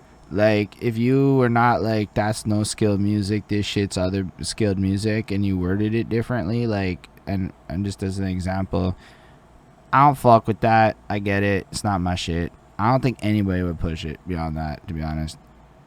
Yeah. Yeah, but it's not that. It's just, you see maybe like news articles and top whatever lists and all this stuff, and I'm just like, holy fuck, how are these dudes being compared in any fucking which way to guys that are like, actually, I could never see myself in the next decade achieving their level of skill. And that's, again, not downsizing what I do or downplaying what I do, but like, just, whoa, legendary. And then these fucking kindergarten dudes, you know? It's Payola. I mean, that's the answer to your question. Like, I was watching Norway on Drink Champs with the Mickey Fax episode, and he was like describing Payola before Payola, like, or the older version of playlisting, and how you would find the curator guy and he would get you to the right radio stations and shit. So like, yo, so here's the thing. At work, sometimes we receive emails from like major tech news publications, and they give us like solicitation price packages for how much it costs to be on the site. So the way this shit works is, if you want to show up higher in Googles and shit like that, especially if there's bad press about you, if there's bad press about you, one of the strategies is to out-compete on these keywords by paying off people like, I'm not going to say TMZ, but like that sphere, but like a tier down, because TMZ is kind of legit. So like, I know it's weird, but they're kind of legit. So like the tier down from TMZ though, you can just probably pay them like $500 to get a bunch of articles written. So you run this gambit. So there's somebody in somebody's team that's just paying people to write about this shit, and then you go talk to a lot of pure artist types. I'm gonna put you in that category because you want that like threshold of artistic dopeness, which is a compliment to like your perfection, and you hear it in your music. Thank you. The way y'all approach marketing and promo and like paying for shit is mad different than the way the next dude might. Oh yeah. 9 times out of 10. And that's what it comes down to. Like, yo, I'm pretty sure if like you and I were to go out there and come up with a $50K budget plus the ROI, like the merch, the this, the that, like it's doable. It's just a lot of us get so caught up in shit that we never really like pursue that side of the game, whereas mans who maybe is trying to pop on a trendier sound or whatever, who does that side of the game, well, then it kind of creates a pocket of the internet where, after a decade of really shitty media coverage, I have no problems with putting a lot of blame on the media. Some of the shit I see Hip Hop DX making the clickbait titles is like, yo, bro, like, I like you, but like I would love to work for you one day like you, but like, man, your titles are kind of like wild. Like, why is that news? Why is that news? No, I like what you're saying. Yeah, with the trendiness aspect, yeah, like I can see how maybe what I'm focusing on is because, yeah, it's just being fucking heavily pushed and presented and stuff. But like, I know a lot of these dudes, man, there's like maybe 1 or 2 songs for some of these artists where I'm like, shit, there we go. There's something that a sparkle of light in the sea of just like generic, been there, done that. Like, I want these dudes just making unique music that's true to them, and maybe that is what they're doing, and I'm just not latching up to it. I think it's because a lot of people, I know it's gonna sound wild, but would rather make money, and not crazy money. I don't even mean crazy money. I mean, if I'm being 100% honest, if I had to behind the scenes write some shitty music for people, and that would like get me, I mean, the dribblest, whatever, everything you hate. Well, I'm down to write for other people, right? Like, so like contributing to everything that we're complaining about. Like, if somebody really put an offer in my face that was like proper, yo, bro, I'm gonna contribute to the poison as much as anybody else does. Cause why, like, at this point in my, it's shit isn't getting easier in Canada. We have like an election all of a sudden. Like, all of a sudden, I don't know if the campaign signs are up in your part of town, but it like hit me today. I don't see shit yet, not really. Up in my part of town, and I'm like, oh, that's Trudeau's face is up again. No, for fuck's sake. Yeah, bro, I can see that. Anyway, yo, one sec, bro. Let me grab a quick beer. Yeah, do your thing. Break. All right. Meanwhile, we're gonna prep something for when he gets back, because believe it or not, there's like a thing we have to discuss with Mr. Eulogy. Is it this screen? And I need to click this button. Boom. There, that's my screen, and I'm gonna run this clip right quick. Because you know what? If you're doing something, I'm gonna bring the ball. Well, I'm gonna. Yeah, you'll be like not so visible, but yeah, we are doing something right now. We're gonna watch a little video because It's just one of those nights, Eulogy. This is what part 2s are. They're not the same as the part 1s. They're just not the same experience at all. All right. Let me know when you're back. What up? I'm hitting the button over here. Whoops, wrong place. Boom. This is a clip we have that we need to watch. It's called JSNOREGARD challenges Eulogy to a rap duel. Because allow me to be clear. JS was not happy, and we're gonna do this. He was not happy that he did not win the lose weight contest, and being one of the top 6 entries was not enough for him. He felt that, and his entry, very good entry. Your entry, very good entry. End of the day, Eulogy's entry is the winning entry. So, believe it or not, this man was a little tipsy in my apartment going on for a minute. Then we do an interview to promote his documentary, because whatever, this guy just fucking rented out the movie theater and had a profitable event with his documentary screening. Bro. I Okay, saw look. that, man. I was paying attention to that. That's and I'm like, okay. And his music, I love it. So I like both your shits. Completely different worlds. So then we got this moment right over here. Let me click that button. This is ours. Point of no regard. That's the point, and the point you're making is what it is. Oh, and by the way, I gotta like cut this clip and use this. Holden robbed me on that lose weight There's no challenge, and I'd like to make a fun competition. Who won? It was Eulogy. Eulogy. All right. Yeah. Let's drop a 16 or 32. Let's do a little something competitively and see who comes out better. Maybe Holden could put it up as a little contest on his page of just undilutedly who has the best verse. It doesn't gotta be lyrically the best verse. It could be beat. It just all around package that's you delivering something, I'm delivering something. Shout out to you for winning, but I know this guy robbed me. We gotta cut this clip and we can post it. Let's make something fun out of this, Eulogy. Eulogy. Don't make this my eulogy. Eulogy, this was unscripted on my end. I had no idea this was coming. This just popped up. All right, we'll get it. Yo, straight up, Bonnie. And then when I win, I want my money from that last contest I lost.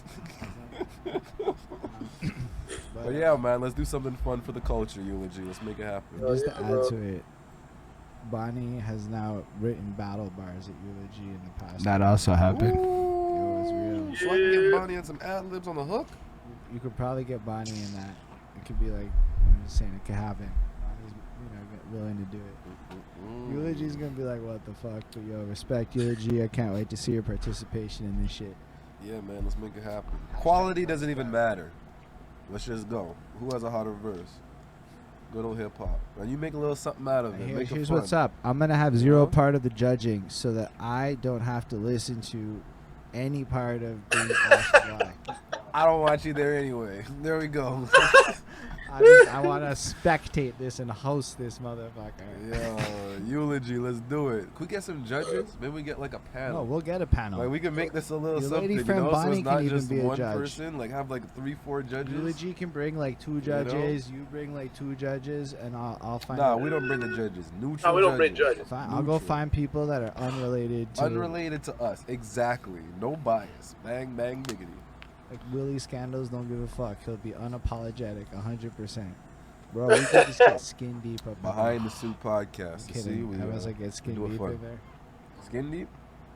I don't know if he'd be a judge. Yes. I wonder if he would be. I wonder if Skin Deep would be a judge. Skin Deep's got a very powerful sense of opinion. He is not afraid to tell me what's up.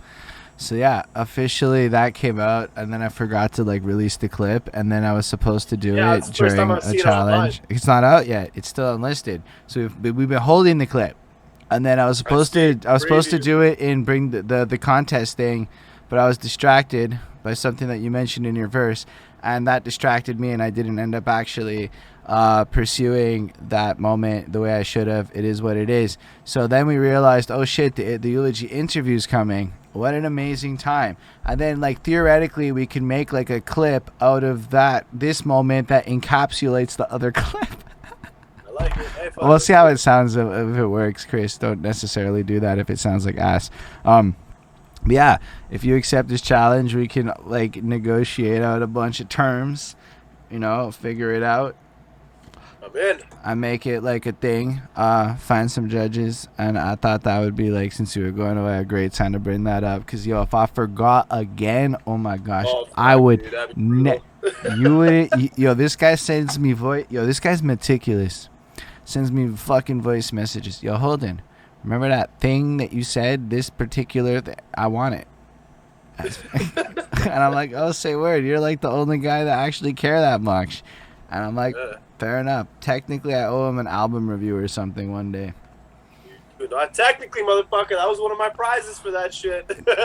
So that's a technicality. It's a technical thing. It's like a technical fucking detail in life. Oh, don't worry. That's coming. I'm cashing that in pretty soon, man. I don't think I'm gonna do it on the 3-track EP because that'd just be too quick of a fucking nut to bust. But that project I got coming out with the Prime synthesizer producing it, it's going to be about 9 or 10 songs. So that's probably going to be the one I'm going to cash it in on. So that's probably going to be somewhere closer to next springtime. There's no guarantees as to how close to the date it is. It's just a guarantee that it happens. That's it. I might send you like an early reviewers package version of the album then before I even that put would it up. Simplify things, and then we'll figure it out. We'll figure shit out. Those are all whatevers, but yeah. But going back to the challenge, I'm in. Let's go. I think it would Let's be do it. super No good. regard, I accept. JSNOREGARD gets it. I told him that we're doing it. I told him today's the day that you're getting to find out about it.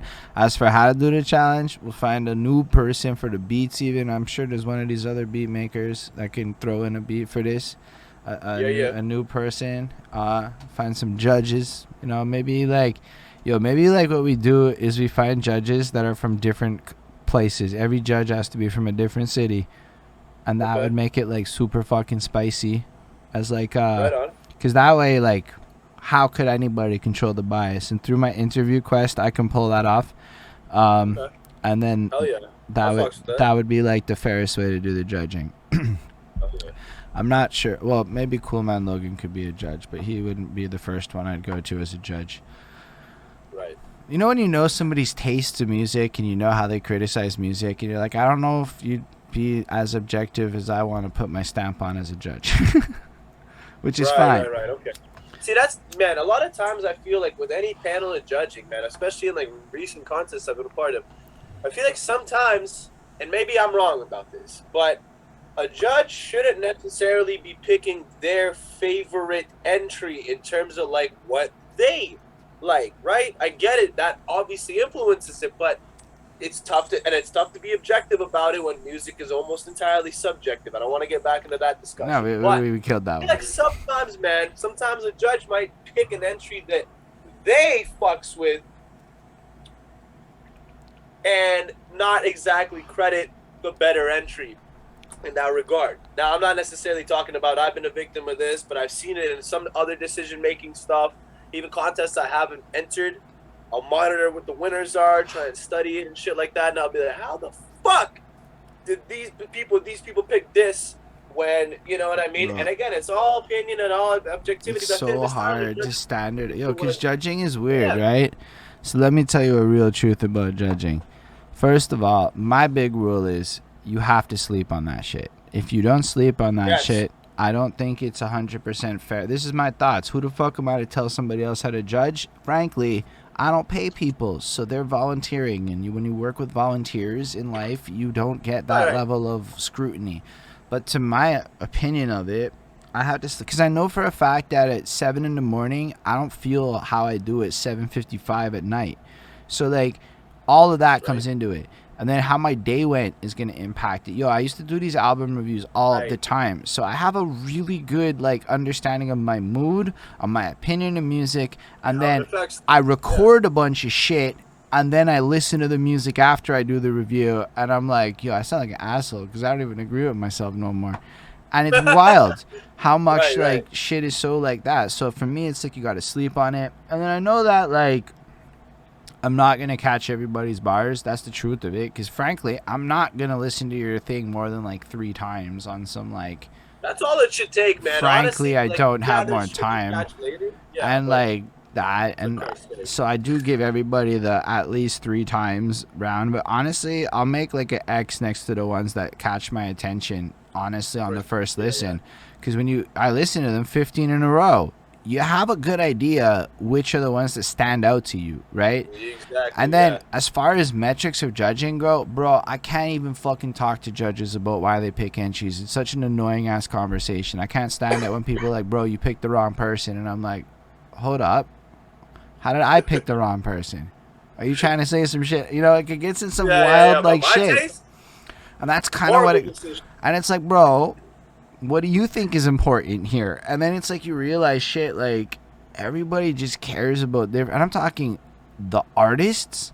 Like I don't know how many times I can tell a motherfucker like, yo, don't waste money mixing your shit for this. Like I don't know how many times I can. But then when Meth is like, I kind of like to polish more, and he's the only one that even cares a little bit about that, and everyone else doesn't. 80% of people. So it's like, wow, y'all are like focusing on what you see. So like off cam, it's like, man, I don't give a fuck. You sound like ass. I've been saying that since time. I'm like concepts and shit or whatever. But like the truth is, sometimes it's like, yo, it's really good. But then the guy coming right after you in the list, unfortunately, changed my opinion. And then had it been sequence difference, like an album. I was just going to say, that's such a good point, man. The way you fucking listen which to I the do fucking linearly. album. I do it in order of a time list. So that's how it works out for me. But like the truth is I could go back to the fucking volume 7 shit and pick 3 different people today. Right, but that's the nature of the fucking, exactly, man. I'm not just, I'm not trying to sound like a sourpuss or anything. I'm just saying, I feel like the only way to combat that is you get more judges. Right. That's why I have 5. Judges. Yeah, well, 5 to me is fair. And let's be real. Willie Scandals and Lumef are like an apple and a fucking orange. Bonnie's favorite rapper is Iggy Azalea. Bonnie's favorite rapper is Iggy Azalea. Chris Chrome probably puts flow over everything, to be real with you, because sometimes he gives me shit back and I'm going, did we listen to the same entries, Chris? Sometimes not, but sometimes, and then I'm going, well, that's pretentious of me, Holden. I don't want to be the guy criticizing 5 minutes ago, but like sometimes I'm like, what? He's like, what can I say? The flow got me. And I'm like, well, it's probably good Chris is that different, because it adds like this whole. So like, and then I care about what I care about, and that's not important.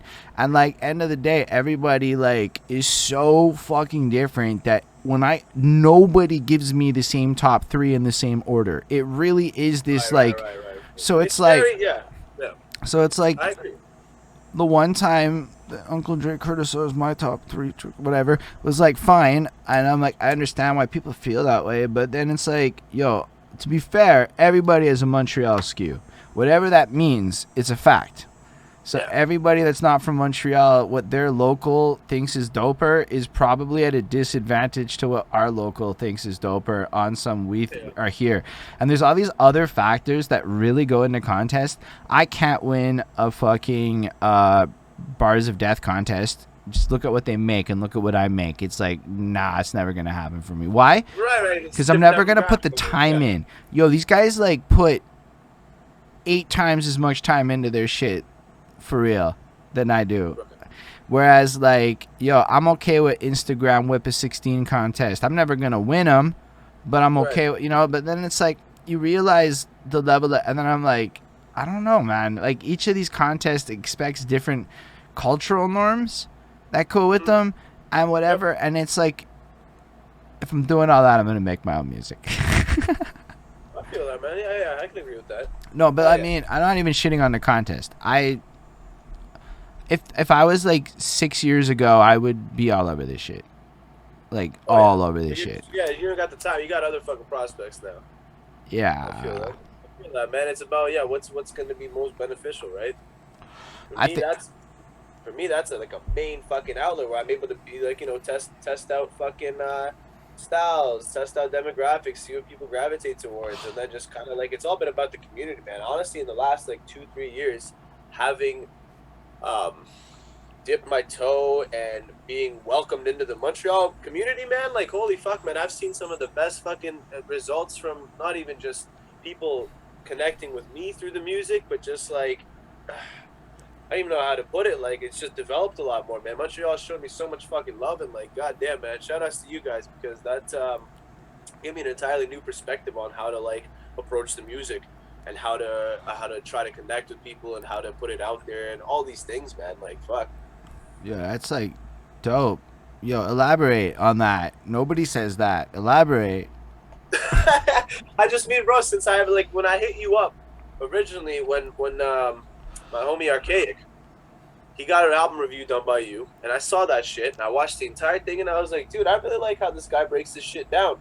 I like the way, like, it's not one of those, like, 10-minute, really quick, fucking, we just blast through the review of an album. Like, he really sits there and gets down to it, right? That's the complete opposite of, like, how a lot of these other review types do it. And I was like, I need to figure out a way to get this guy to break down my music, because it's a perspective I respect. And, you know, ever since that, when I hit you up to do that first review of the Animal Mother EP, and we've sort of connected on it, and then you started doing this contest, and then I've linked up with so many other artists and people who are part of that entire local scene. I'm like, man, like, just, it's all evolved on my side of things now. So shout outs to Montreal big time, man. Like, you guys do it right over there. It's got that real community vibe that I really wish. Yo, that is wild to hear. I wish more people would hear what you're saying. I would say that maybe you've tapped into some of the shit I'm doing, and there are other people like 514 Online Mix and people who have done it. But yeah, we're still like in a super infancy stage, learning how to like play nice with each other. Like, but I'm saying we're learning. Like, I'm saying like, yo, like in the last year, I've watched a lot of people's attitudes change. A lot of people have gotten humbler. A lot of a lot of the young people have stepped the fuck up and said, "Hi, we're on Instagram." And then a lot of us went to Instagram and saw them and said, "Oh, say word, we were not on Instagram." And it was like, I guess a lot of us had like a humility check of, and then a lot of us got old, and now we're like trying to reshape it. We're trying to reshape shit. I find like the millennial era is like figuring its shit out. Everyone's like figuring their shit out, but we are, if you are like blessed in a place where like we can just rent a speaker for $50 and then walk into a park and do a performance tomorrow, like it is, we can do that, and then there's actually enough foot traffic there to justify the endeavor, and no one's gonna call the cops on us if we don't say fuck a lot. So like, I can't promise that that's a viable strategy everywhere. It is maybe a privilege of where the fuck I'm at, but like, so we're trying to make it community out of a lot of these things, and there's a lot of people trying, because like honestly it hasn't necessarily been as strong as I would love to have seen it. And myself, I used to be that negative Nilly hater that was not participating in the scene the way I should have. That's kind of why I'm so like Team Montreal. It's almost like a compensation for my shittier old self, you know, like I'm a overcompensate kind of guy. And then I realized there's so much rich culture. Like, yo, but if you ever came through, man, I'm sure people here would show you love just on the sounds that you fuck with and what you do. Like, I mean, well, no, that's the thing. I already know, without a doubt, if I came through, man, I already got people that showed me bad love, right? When we do connect, I'm hoping by next summer, plan some events out there and make appearances, man. Now that this year is going to see the release of a lot of music that I'm proud of, and we're actually going to be pushing, and it's something we can get up on stage and do. How do you plan on pushing your music in this era? Honestly, man, it falls into two categories for me. How do you push it? There's what you need to be doing, and the stuff that's super traditional, right? For instance, you interact with the people, whatever kind of fan base you have. A lot of people say you try to make like an email list, right? So you always have people who have essentially accepted to be part of whatever release you make. You send me an email about it, like a heads up, all this stuff. There's traditional stuff you do, like obviously you make your little promo images, you hit up the Instagram, you do a little bit little preview clips. If an album's coming out, you got to show people teasers and stuff like that.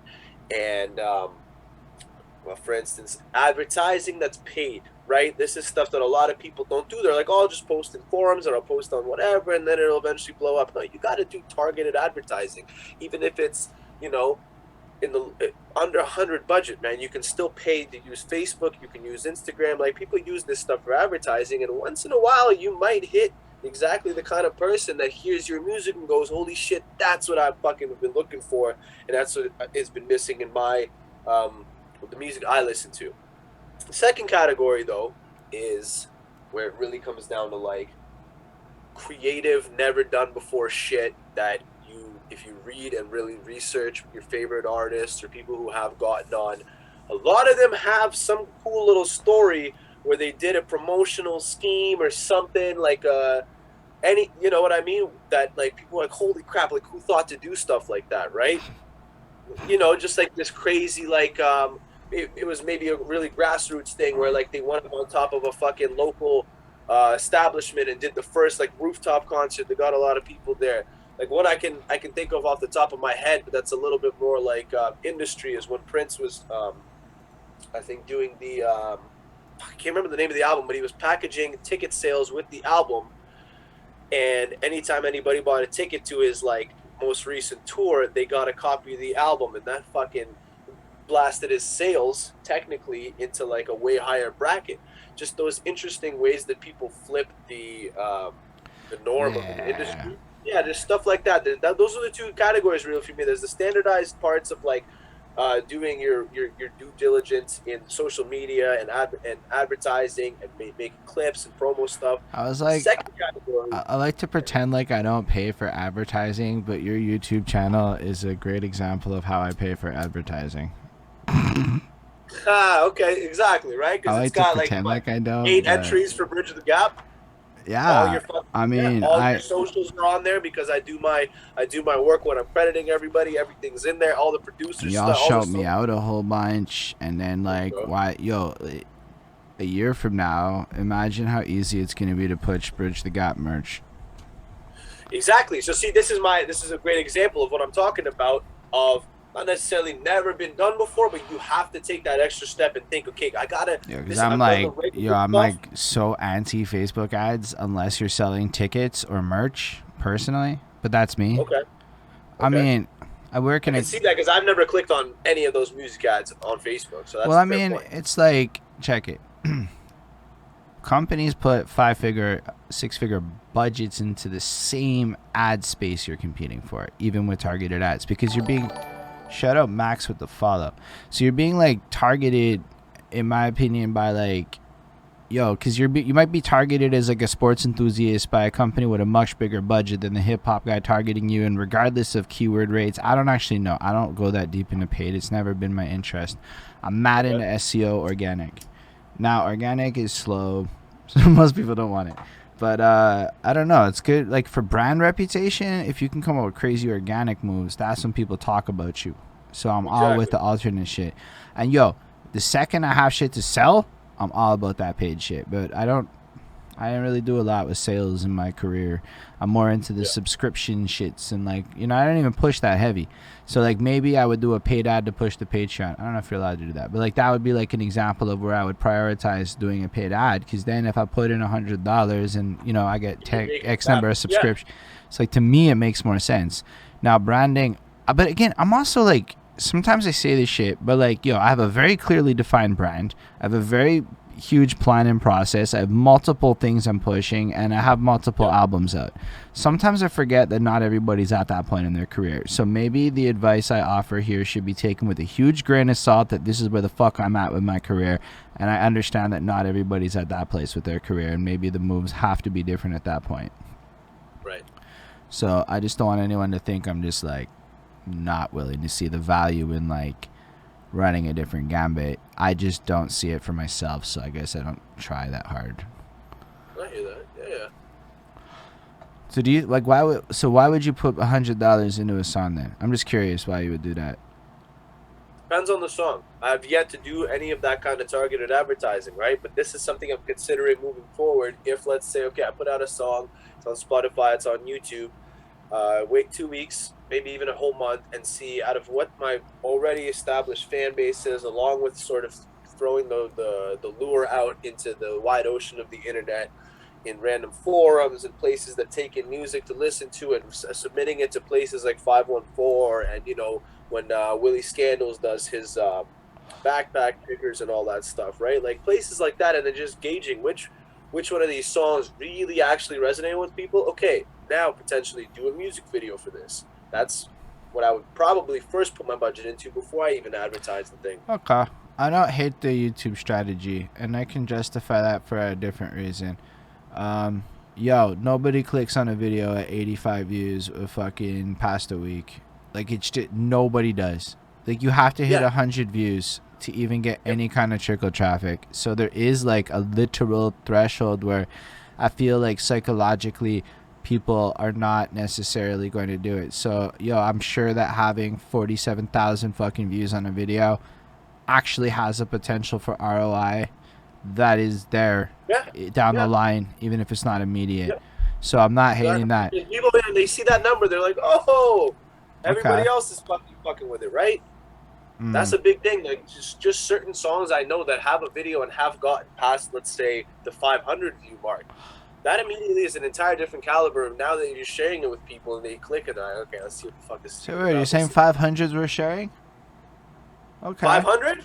Yeah. For me, man, my highest video right now without any, I've zero targeted promotional stuff of any kind, all grassroots directly. My highest video with the highest view count is Mad Sounds at about 1,200 views. That to me, it's pretty stellar so far. But you know, obviously the goal is to grow. So I'm trying to see what worked there, right? But now, anytime I want to share that video, people click on it, it says 1.1K or like 1.2K views, right? That looks a lot more impressive than, like you said, an 85er after like two. Nah, it's facts. Right?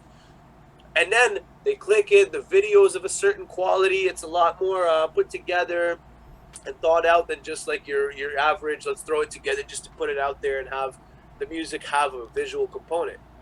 Those two factors, I think, the 1.2K views along with a visual goes a fucking long way. So those are always my two primary investors. I'll give you that. Right?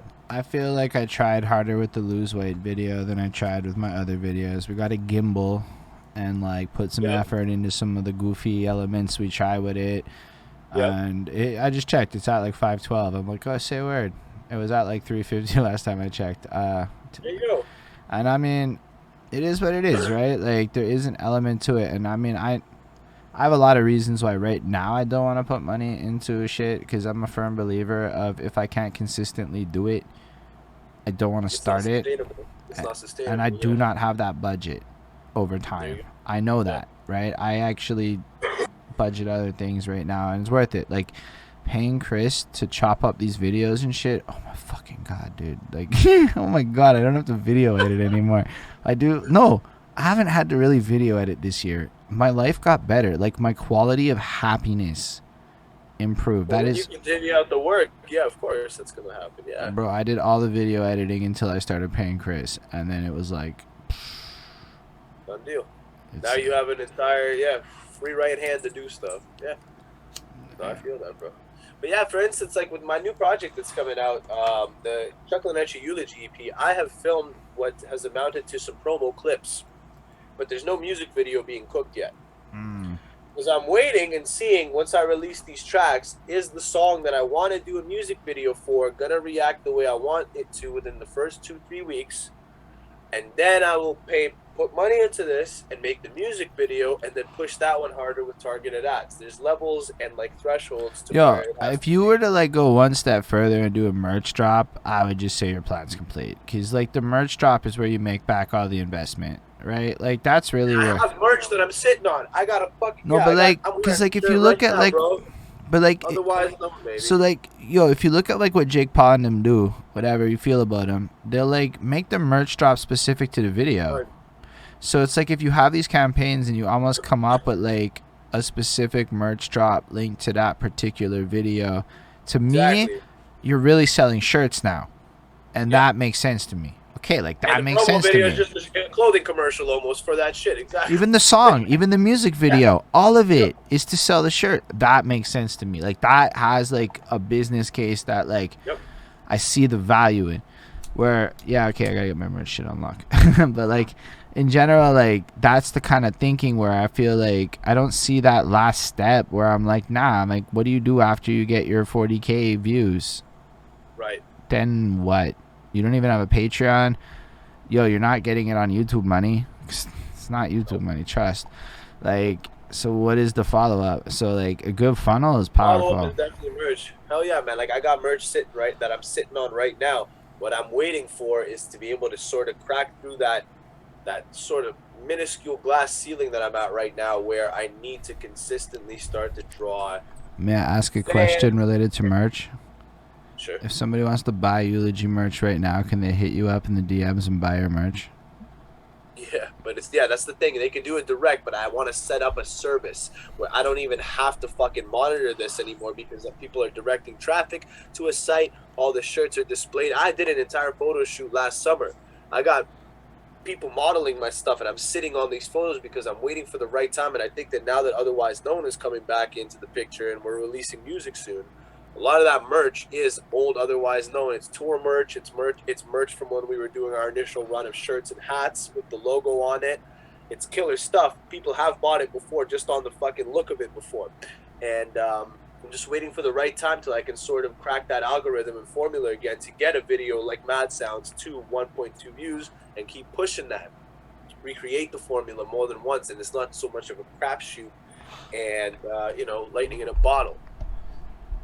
You want to make a bottling plant so you can now then replicate it to varying degrees, which again is sort of what you do. I've noticed a lot. Remember your Busta Rhymes, the newest Busta Rhymes album, right? You got like a pretty nice amount. Okay, that was like, let's just be 100% real. That was the luckiest of lucks. It is so unreplicatable. I have tried to replicate it to fucking sad success of not successing, because Google's too smart. You can pull it off. A lot of these lucky things are like, one time it, and then you can't, because Google knows what my account is.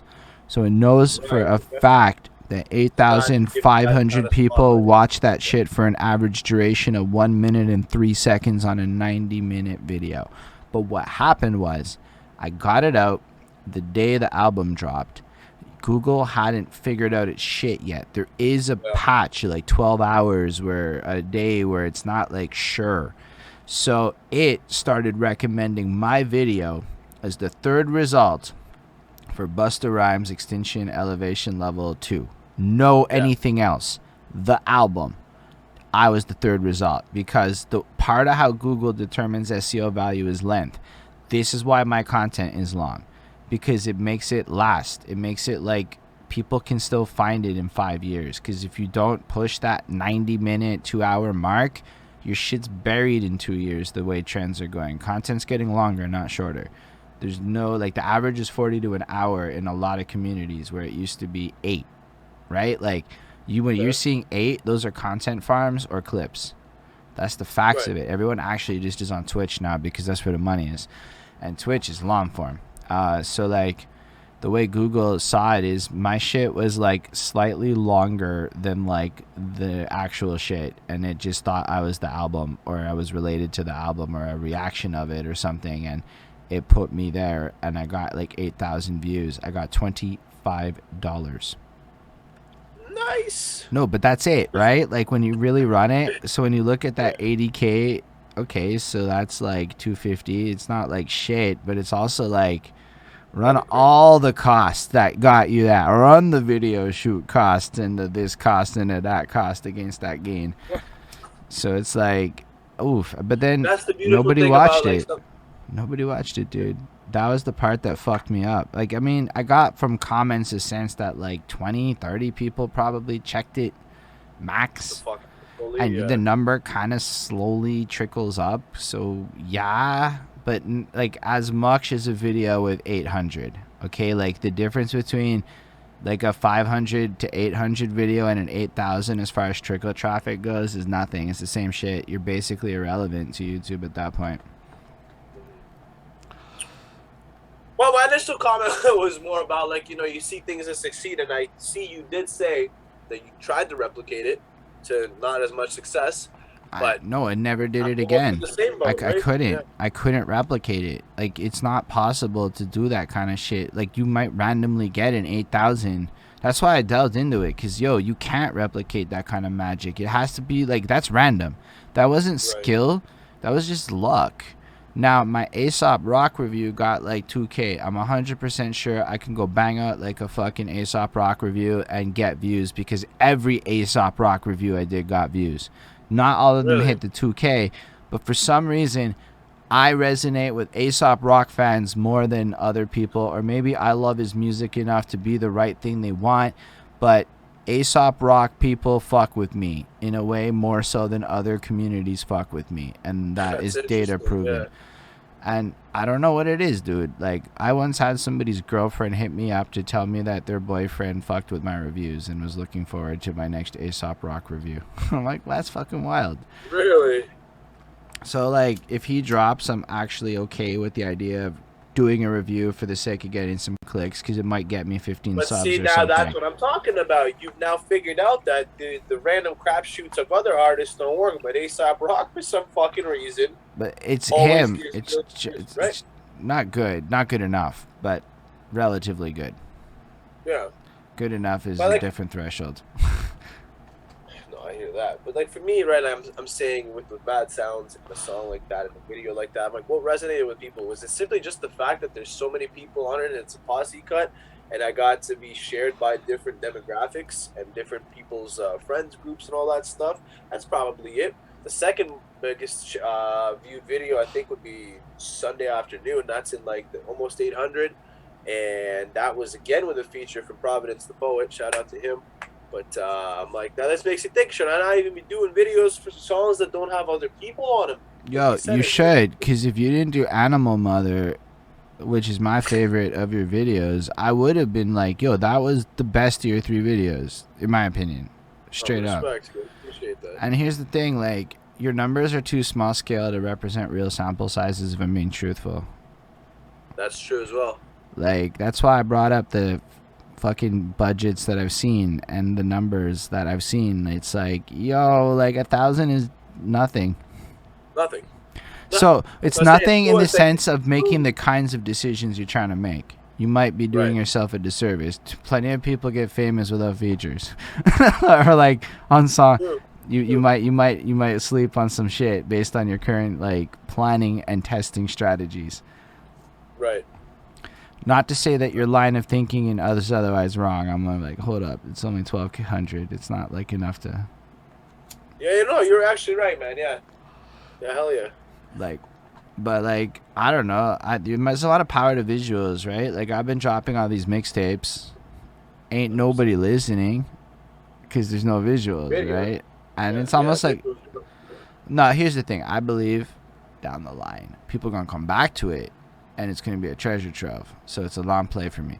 But I know for a fact that with no visuals and a frequent release schedule, like, nobody's going to listen to it. Exactly. It needs to happen because people, I don't know what it is, but if they don't want to listen to a song, but they want to see you do the song, just so maybe if they do have a negative critique on it, they could be like, yeah, look at this son of a bitch right here. I think people want to have faith that because back to the let's go back actually to the idea of like part of why I'm doing the mixtapes is I don't care if anyone listens to it. The fact is I have studio shit coming that's being mixed and mastered, and that's gonna drop, and I'm gonna do better promo for it, and Yes. like actual videos. But then I'm still gonna keep doing shitty mixtapes. I say shitty by contrast of like what's coming. And Sound quality. I'm gonna do features, and they're gonna be at like a whole different level, and it's gonna be. But I'm gonna keep doing it because I think that the only thing I do different than people is really publicly put my work ethic on display. You can't dispute it. It's just so much of it's live, like literally Right. live, Right, for sure. and that's a faith building exercise with my community and anybody that wants to support me. In my opinion, it's the right way to approach the future because you can see I get better. So it's an investment over time because I'll put that work in. No doubt. No doubt. And that's how like I look at how to deal with the noise. Like even your contest shit, like you do it pretty consistently. It's not lost on people that you are, even if it's like not a large number. Yo, sometimes people comment on your on this shit, and I'm like, who the fuck are you? You've never commented on a thing before. I didn't even know you're in the group, and they're there, and they comment like, I fucks with Eulogy, and then like y'all are having like 200-person arguments. That's not like boring. Right? No, that was live, man. I like when shit like that happens. It actually gives you a sense of the depth of the community and the people that are participating. Because, yeah, sometimes the entries have like 8 likes on them, but I know for a fact way more people listen to that shit because Yeah, I mean, engagement's what it is. You know how many times I click on people's shit And here's the flow. I'm pooping. It's Facebook, and I'm going from the fucking feed, and it doesn't go to the YouTube app. It goes to the YouTube fucking player thing in the phone. So now I'm not signed in YouTube, and I'm watching your shit, and I click sign in, and I'm like, well, fuck, I'll do it later, and then I don't do it later. Do you know how many times that happens to me for people where I contribute to your views and I can't contribute because of how Facebook works on my Android? Just to give an example of the number of or TV. You ever done this shit on a TV? It's wild. It took me like 5 minutes to learn how to like a video on the TV because I don't know how people ever use fucking remote controls once upon a time. You can like videos on TV? I don't even know that shit. I don't even watch TV. It's all like streaming services, bro. Well, I'm telling you, YouTube videos. There's some hidden... Oh, I see what you mean with the boom, boom, boom. Yeah. Fuck remotes, dude. I just want that voice action. So that's what I'm saying, though. Like, how many people might be on a TV or something, or in their car or something, and they just can't fucking like it when they watch it. So, like, there's a percent... Or, like, the way Facebook groups work, I don't know if you see how many people see a post, but I see how many people see a post, and, like, sometimes it'll be, like, 56... It'll be, like, 56 people seeing the post. I'm like, okay, so that means an actual 8 people saw the post. Because it counts everything as a seen the post. Yeah. That doesn't mean... There's a tab open with that shit, yeah. I mean, I don't mean you've seen shit. You might have clicked a notification and then clicked off because you were like, I'm at work. I don't care. Ooh, okay. And so all of these things play into the behavior. Facebook is something I'm really knowledgeable about for the non-paid side because it's my day job shit. And, like, I read the Zucky report every year where he brags about the ways he throttles organic. Zucky. Nah, I don't. Yo, do you fucks with the talk? Are you on the talk? The TikTok, my guy. The TikTok. Oh, no. Not really. No, I'll see videos off TikTok. I don't have one or make TikToks. I understand the potential of it, but I don't got the time. Bro, you know what I do? I pull up. I haven't done it in a week because I'm like, I got a vacation soon, so sometimes I slow down right before a vacation because I'm just like, whatever. But, like, I'll pull up my phone, bro, and I'll just make, like, 45-second raps at my phone, and then I'll publish it to TikTok. Right. And then Seeb Dread, the homeboy, started TikToking at me. And then Beats by Travis Ray started making songs of our downloaded TikToks. Amazing. So, see, that's cool. The only justification I can give you for non-time intensive ways that it could be interesting. And then you go on and I tag Eulogy and I'm like, good morning, Eulogy. I see you over there. I hope you have a good day. Doing some carpentry shits. Go get it, get it, get it. And then that's it. I tag you. Boom. Then you see that, you're like, come on, Holden. I told you to fuck off with tagging me on this TikTok. You know? And then, like, Travis Ray grabs that and makes TikTok drama. That's how, like... with that. But maybe I've had the wrong preconceived notion of what, TikTok's all about. It was about what you probably think it's about. The only other caveat to TikTok is it's going to know what you like, and it's creepy weird how accurate TikTok is. So it is, like, really easy to lose 20 minutes of your life in TikTok. Yeah, it's already like Instagram, man. That's why I'm kind of like, I don't need another one of those. Look, both of those platforms have powerful ways to be used. I don't actually go to my feed in Instagram. I never go to my feed, and I try hard not to go to my For You page on TikTok. But, like, the content creation side of it, like, I don't know. Oh, it's versatile. Absolutely. I agree with that. Hell yeah. And, man, like, it's like, from a posse perspective, like, there's so many collaborative efforts that could be done via TikTok. Right. I feel that. It's not a bad call, man. Yeah. That's why I was curious if you were, like, open to coming to the talk that I see. I like to call it the talk because I'm in my 30s.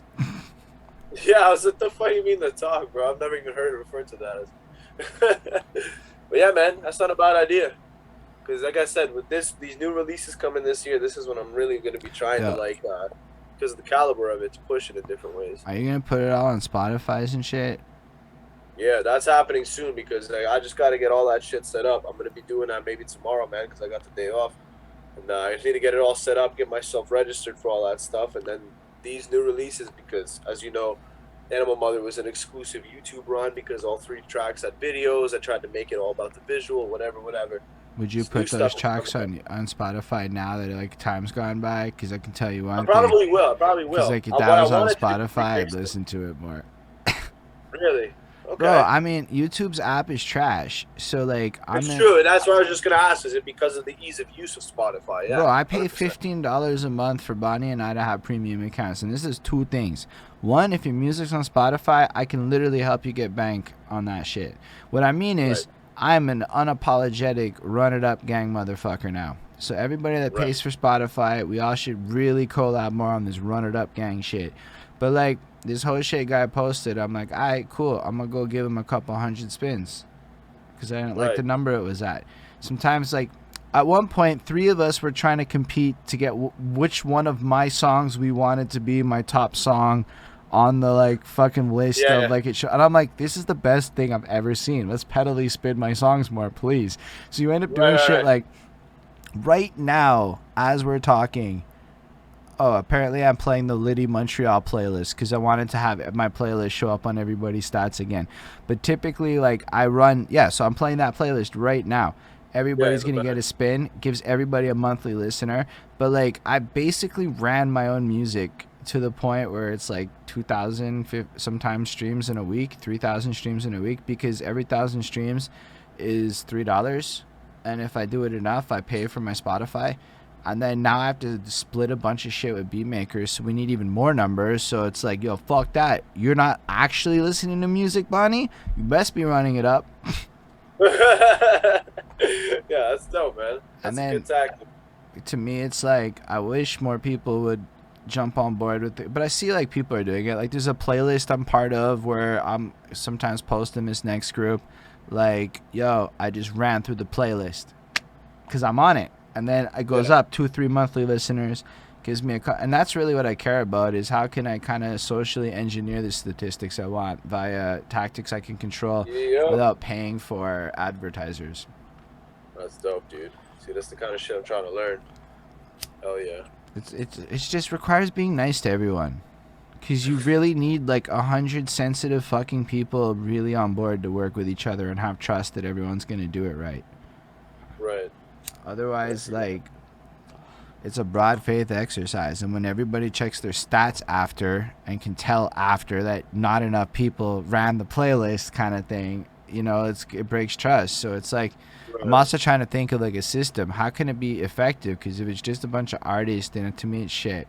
So everybody that wants to be involved has to bring a non-artist friend, because I come with Bonnie, so I can bring that to the table. So like, now everybody has to have somebody that's not an artist that they can come. That's how I want it to be. Because then if 50 artists get involved, it's 100 people, right? And there's like more power to it. And then I think that's way, okay, Bonnie. Bonnie's like, but I'm an artist now.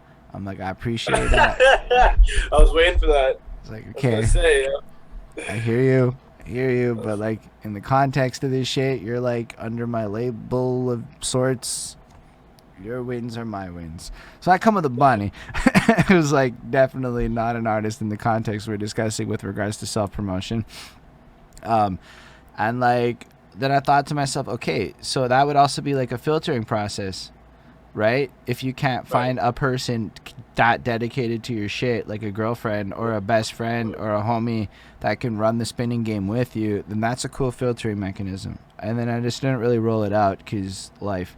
But like, that's in my head how I'm like, because then if it's with 200 people, bro, you know, when you see somebody with 250 monthly listeners, you're like, oh, say word.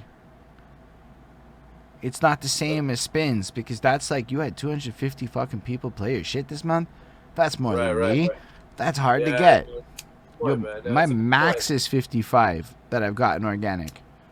Organic, right? But it's all about the perception of it. No one's gonna. You could be the greatest fucking music of all time. They come on the page and it's like 1 monthly listen. But check it now. If 200 people take your new single and run it for 3 fucking days straight, you might trigger the algorithms. Right. It doesn't work in small scale for sure for the bigger goals, but imagine that. Like, we all agree you can do this like a one-time kind of thing, but like, you get the whole squad to run it for like a week straight. You know? Right. Yo, that's like no money. That's like the bigger moves. That's how it works though. So that's why it's like, yeah, everybody got to be nice to those people that are in genres we don't necessarily like. I promise we need them. Okay. That's all my community. Hell yeah. That's a great tactic, man. Fuck yeah. Yeah, anybody I've seen succeeding in the tier of what I'm trying to at least accomplish is really doing it on that. Like, it's numbers. Like, this bridge the gap of bars is expensive. So like, to me, it's like, why would I keep running this? I gotta have reasons beyond the joy of rappers rapping on beats. Right? Like, Kill me, bro. I mean, I like it. The joy of rappers rapping. Like, I mean, it's, bro, you gotta understand, there's a part of me that's like, wow, there are like people that are really impacted by this experience in ways that I am personally not impacted by. To me, it's not even the same perception. I'm baffled. I'm like, oh my God, I have to keep this alive. It's more like, it's baffling. I'm like, what have I created? Kinda. I was like not expecting it to be like, I wasn't expecting it to be like this without growth. Right? Like, it's this, but like, it's not cool enough to get sponsors and shit. Maybe it's cooler now. Maybe I could get sponsors now. I don't actually know. I haven't looked that deep into it. But like, no, I mean, but then it's like, yo, y'all can go find me sponsors. If you want better prices, go get me sponsors. I gotta do the goddamn legwork. God damn it. I mean, yeah, if people want to build it. If you want to, like, if you see yourself like going, okay, this bridge the gap of bar shit, if it grows and I'm a star in this community, I can profit in this such way, then yeah, actually, I know it's like what it is, but that's kind of where people need to look at it. Because trust, I'm not good at that. I'm not a salesman. I ain't never sold a fucking dime in my life. You never sold any merch? Liar. Nah, I don't, dude. Anybody that knows me knows I am like, I'll debate you all in, but like, I'm a customer service G. It's different. I could retain money like a motherfucker. Sure, you've gotten a few Montreal's finest sales, bro. That's not even my brand.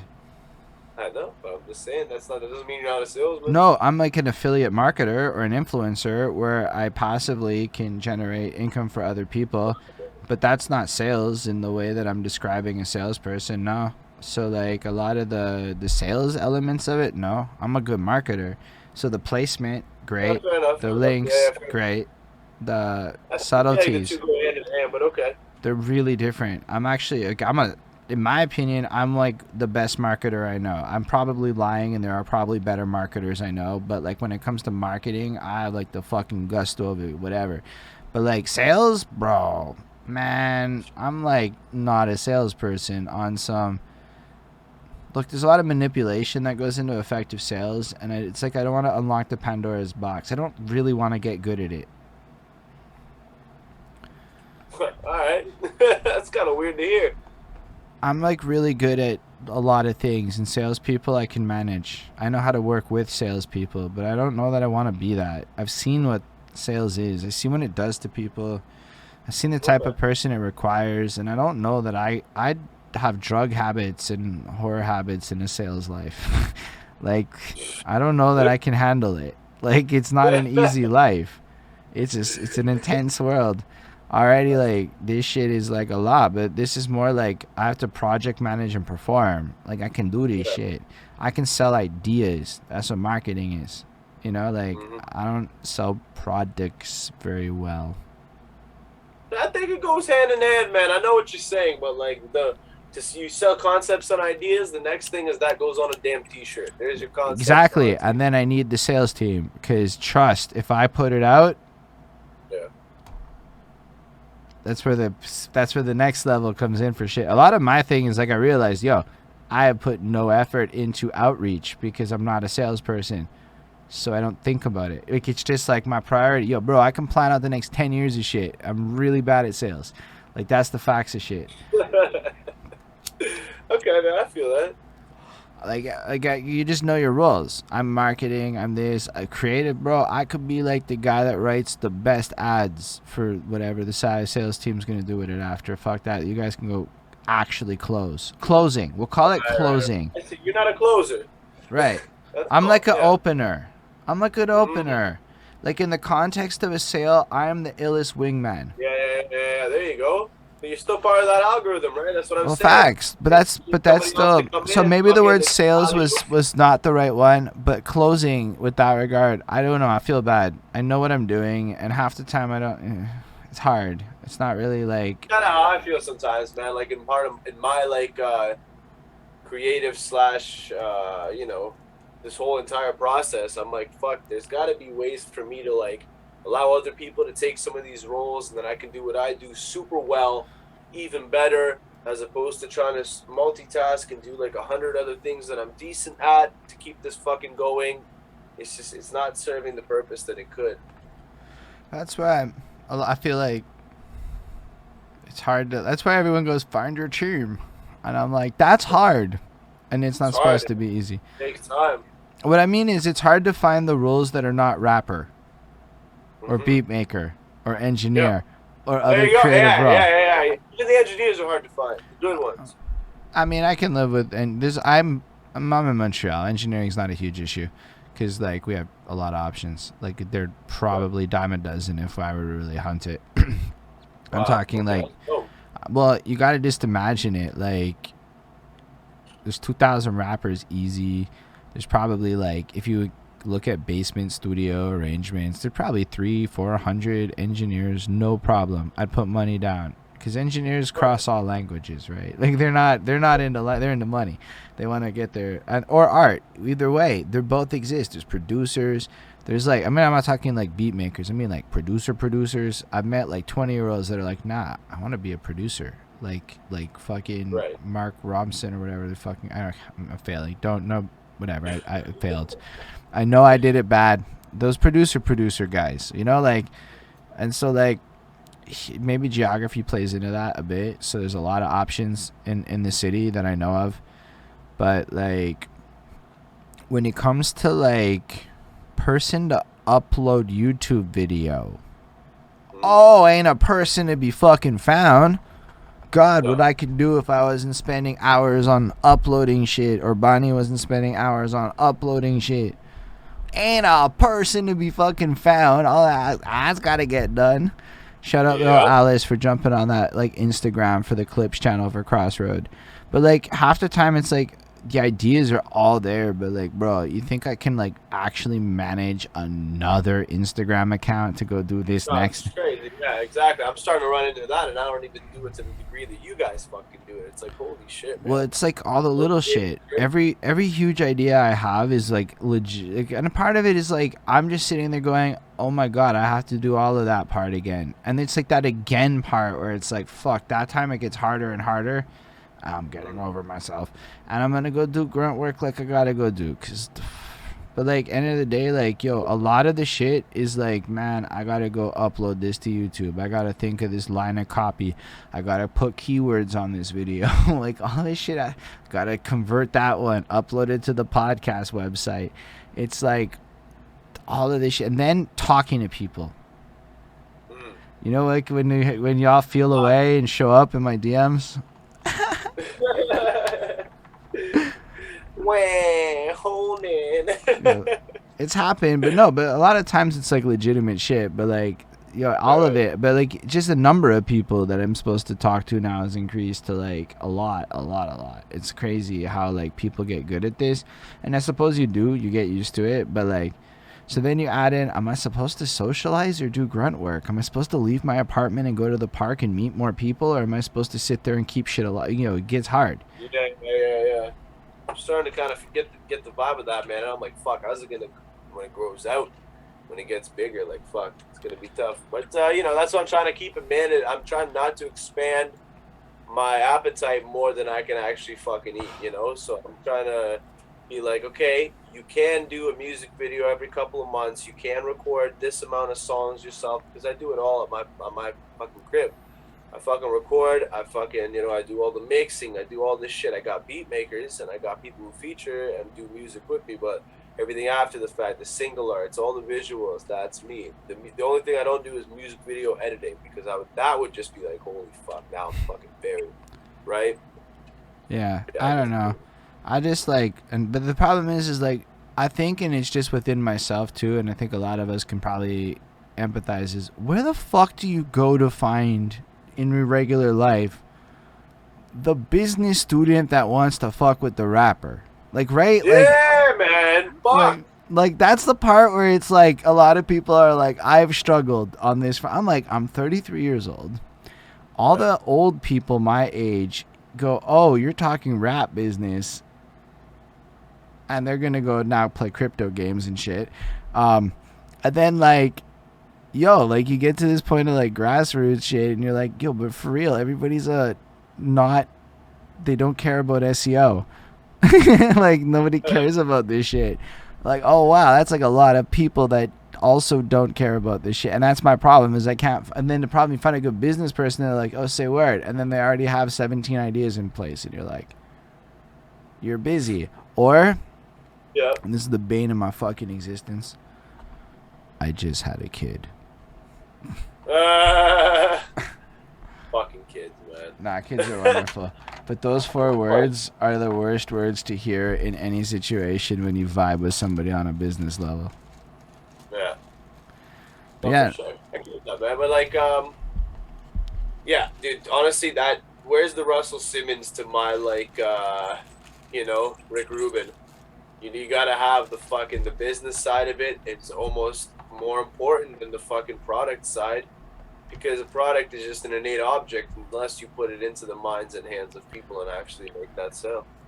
Yeah, and at the end of the day, as much as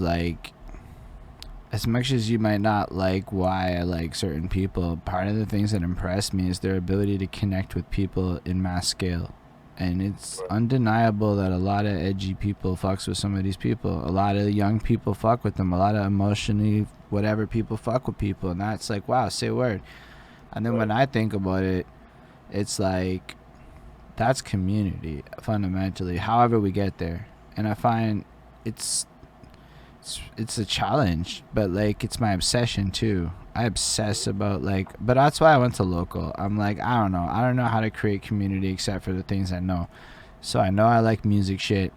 I know I kind of like Montreal because it's dope. No, it really is. It's weird. It's a complex city, but it's dope.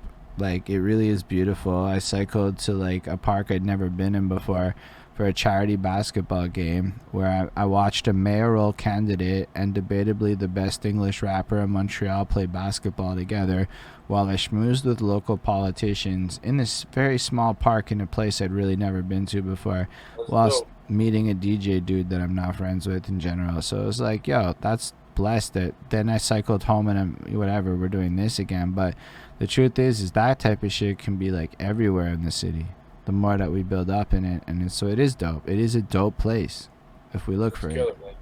Yeah. I mean, that's why I like to emphasize that. But like, yeah, I don't know, building community to me, I often, honestly, you know why y'all fuck with me? Because I put my money where my mouth is. Bro, you think y'all paid attention before I started giving money away every month? Some of y'all might have, but nah. Like, to the degree, to the extent. And even, like, people that, like, don't give a fuck about the contest have watched me update my, like, Facebook shit month over month with the shitty colors and the lack of branding and crap. Like, it's almost like, oh, Canva's dope. Yeah, it's because I like to goof on people who do real nice graphics. I think your graphics are incredible. I really like your cover you did for our thing. I really actually think you're super talented. I think it's like unnecessary, in my opinion, if like to the degree of art you do. Not to say that it's unnecessary in the sense of a good art project, but I deliberately sometimes try to put out some really bad looking shit just to see if people give a shit. And I mean, my hope is that I go viral with the worst cover art. Like no, hold on. I stopped doing that because my graphic designer frankly said, Holden, at least let me do a bad job than you doing a bad job. And we've agreed that she'll do it. Bro, I put out really bad covers. I just open my company's photo editor and like change the color hue and like put my logo disproportionate, and then it's a picture of me that was just off of Facebook, and I crop it. Yeah. And then even you hit me up to offer free artwork. Yeah, probably did. That was when I was trying to get my in with people. I've made a few sales on single arts and stuff like that, but most of the time it's just to like get the practice in, man. I find if I stagnate too much and don't do my own stuff, like I did some stuff for Hysteria. Are you guys like you and Hysteria are homeboys now? Like I'm like, hold up. Yeah, we linked up they in the like contest. meet in my contest and make music together? Yeah, dude, it's powerful stuff, right? Kinda, it's sweet. It's adorable, even. Yeah, it's the man, opposite of the energy and comment threads. I'm No, lying. please. No, most of it's all love, actually. You guys are like super supportive of each other. That's the thing, man. Yeah, it might get a little fucking heated and ugly sometimes, but I think that's all still a sense of camaraderie, right? Like it's that's part of the sport, even. Yeah, so if it's a sport, the teams matter. It's a team sport. Yeah. Of course, it's a team sport. You gotta, but even within that, you're gonna have your, disagreements, rivalries, all that sort of stuff. It's all good fun. Yeah, what I was saying was like Hysteria. I've done art for him. I did Willie Scandal's logo. I've done single arts for people in our logo and stuff like that. Yeah. Willie Scandals' logo is a funny tangential idea to me. What do you mean? It's the only way you were getting a sweater. Oh, for the prize thing? Yeah. Yeah, by doing it. Yeah, by actually doing the damn logo. That is one of the funniest shits. I'm like, Willie promised me all this shit. And I'm like, oh, say word. And he delivered everything. I did not know that when is a condition that you should stipulate. No doubt. It's almost like my whole thing with that was like a self-fulfilling loop. I won the prize, and then I create the logo that's then gonna go on the fucking on the sweater that I will then receive. It's poetic. Yeah, man, I appreciate that a lot. So when are you coming to Montreal? Oh, bro. I suppose COVID is a problem. Let's pretend like A bit of but let's pretend not. I mean, shit, it's something. It would be dope to do something. Maybe before it gets super cold, but if not even that, obviously next spring type summer. I know I saw Uncle Dre commenting on, I think it was Cool Man Logan's post about if he was to do a battle event, and Dre was saying, he's like, boom, I need an excuse to road trip up to fucking Montreal, and I'm like, we could put on some shows, we could do segment, you know what I mean, do showcases and stuff like that, roll through for an event if you guys would be so gracious as to have us. Like I'm wanting to make all that happen. Yo, bro, my events are, I have an amp and we're going to parks. I don't know what my events look like at that time. Very, very spontaneous type thing. A little more blind. We've reached the, I made a Facebook graphic in Canva and downloaded it and made a Facebook event level. But, Okay. like, no, we found a place that rents a battery powered amp that's like 350 watts or some shit.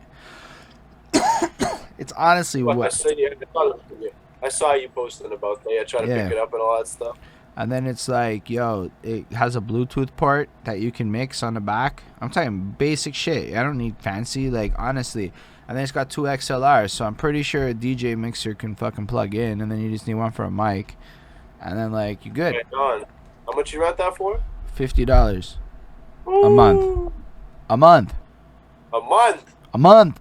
Bro, like... Not just okay. So, like, we're just gonna try to just do a lot of park things. And, like, I feel like the move of the future is low budget frequency over high budget niceness, to be honest, because that's my career. I can see that. Yeah. I can see that for sure. But, like, to be fair, it is a sacrifice in time that not everyone may be wanting to do. I feel that. But yeah, if you're ever in town, I'm sure we can set up a park thing called Eulogies in Town. Yeah, that'd be dope. And again, even with the Mr. No Regard, man. I mean, shit. If we do something out of that event, it could be sort of. Oh shit, we could do that in a park. I could do that. Right? Well, it's COVID permitting. It'd be tough. Yeah, but like maybe I'm just saying sort of that same idea. Because he lives like 2 blocks from me. Nice. So like. That's so very convenient. But, like, yeah, I mean, I can't like formally invite you to my province at these times without knowing the governmental shits. But you know what I'm saying? We can talk about whatever and figure out whatever. Exactly. I'm just saying it's something we'll eventually reach, man. Even if it has to be next spring, next summer type deal, 2022. No, they're just gonna have vax passports. So that's where it's gonna go. It's like who's vaccinated can cross, who's not. I'm gonna be like, I don't know.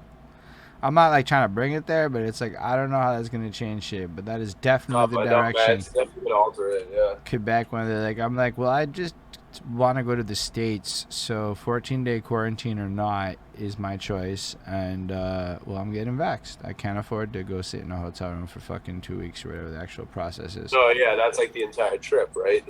No, I mean that's before you go, or like after or whatever. I don't know. Plus, like, yo, you gotta like take tests and shit just to prove it, just to fly in. You can't even cross at the land right now.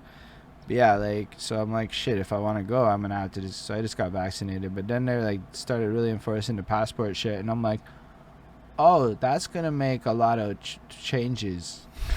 Actually, it's a good time to go underground. Stop being fancy, motherfuckers. Fancy's gonna have passport requirements if y'all are actually paranoid about that shit.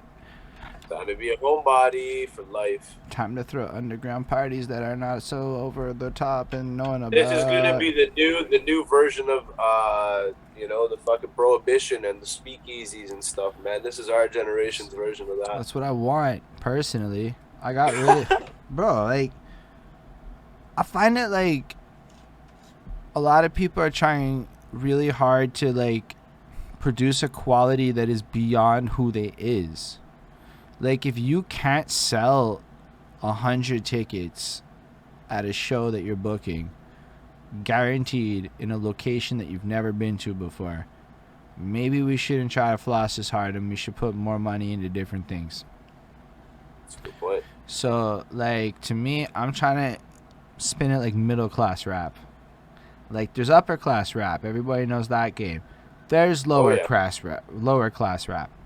Everybody knows that game. But what about the middle class? That's like where way of looking at it, man. Shit, I'm talking like Chris Webby's upper class. I'm talking like the middle, the guys you've never heard of that have fans locally. Right.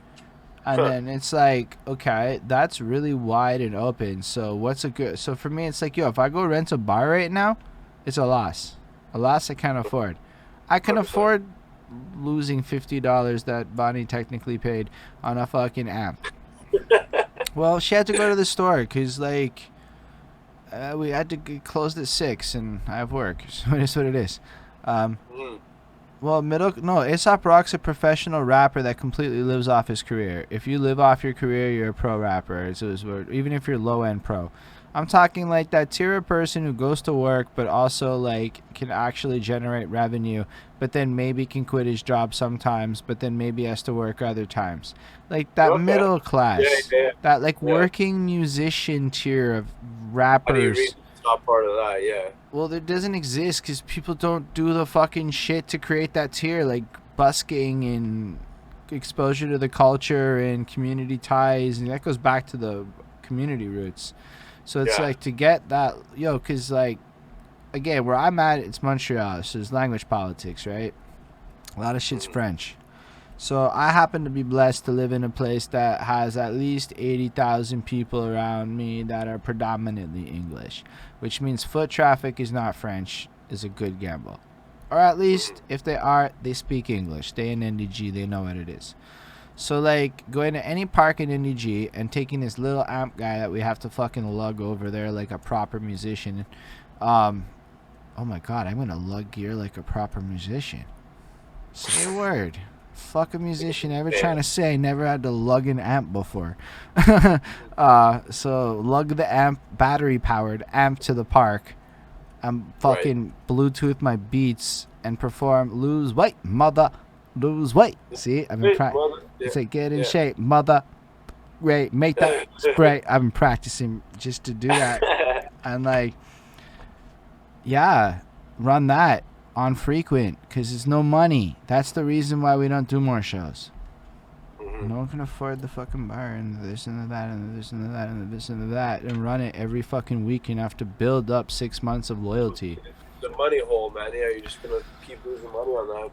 And like I would love to say that I'm cool enough. I can't sell tickets, bro. Not even because I'm not a salesperson, but just like to the event. I'm in my 30s. My peoples are like, Holden, if you want me to stay DJ in your crossroad, online is better. Kind of stuffs. Online is better. Internet, we're old now. So it's like even to go in like that direction, it's like how do I convince a 35-year-old office worker to go to a bar on a Friday night to go watch hip hop? They gotta be, they gotta be down. Bro, no, not many people are down at that level. At least not without the right stars. And to create those stars, if we look at success stories from Montreal, like Bad News Brown, he became a star by busking and connecting with people and making. Well, that's the most that's the most direct way, right? That literally is the people, right? And it's like amazing. He got to like fucking play for Nas or something when he came here. Just like harmonica shit. But yeah. Anyway, it would be dope to have you when you come in. So what else do you do with your life when you're not musicking? And you're not carpenting? I'm not musicking or carpenting. Fucking man, I got a dog, fucking I play video games, dude. Me and my girl are pretty big into gaming. What games do you play? Oh fuck, man. Most recently it's been GTA Online, Red Dead Redemption Online, and then there's this one game my girl was really wanting to play. It's called Survivalists. It's pretty cool. It's like 2D graphics, like more pixel art, but it's pretty cool. You just kind of like stranded on an island, and then you can sort of like, you gotta kind of craft your way out of the fucking, off the island, and you resource gather, all that kind of stuff. I like little games like that. So yeah, but we're mainly into like the open world stuff. I'm big into like RPGs. I'm a huge Elder Scrolls fan.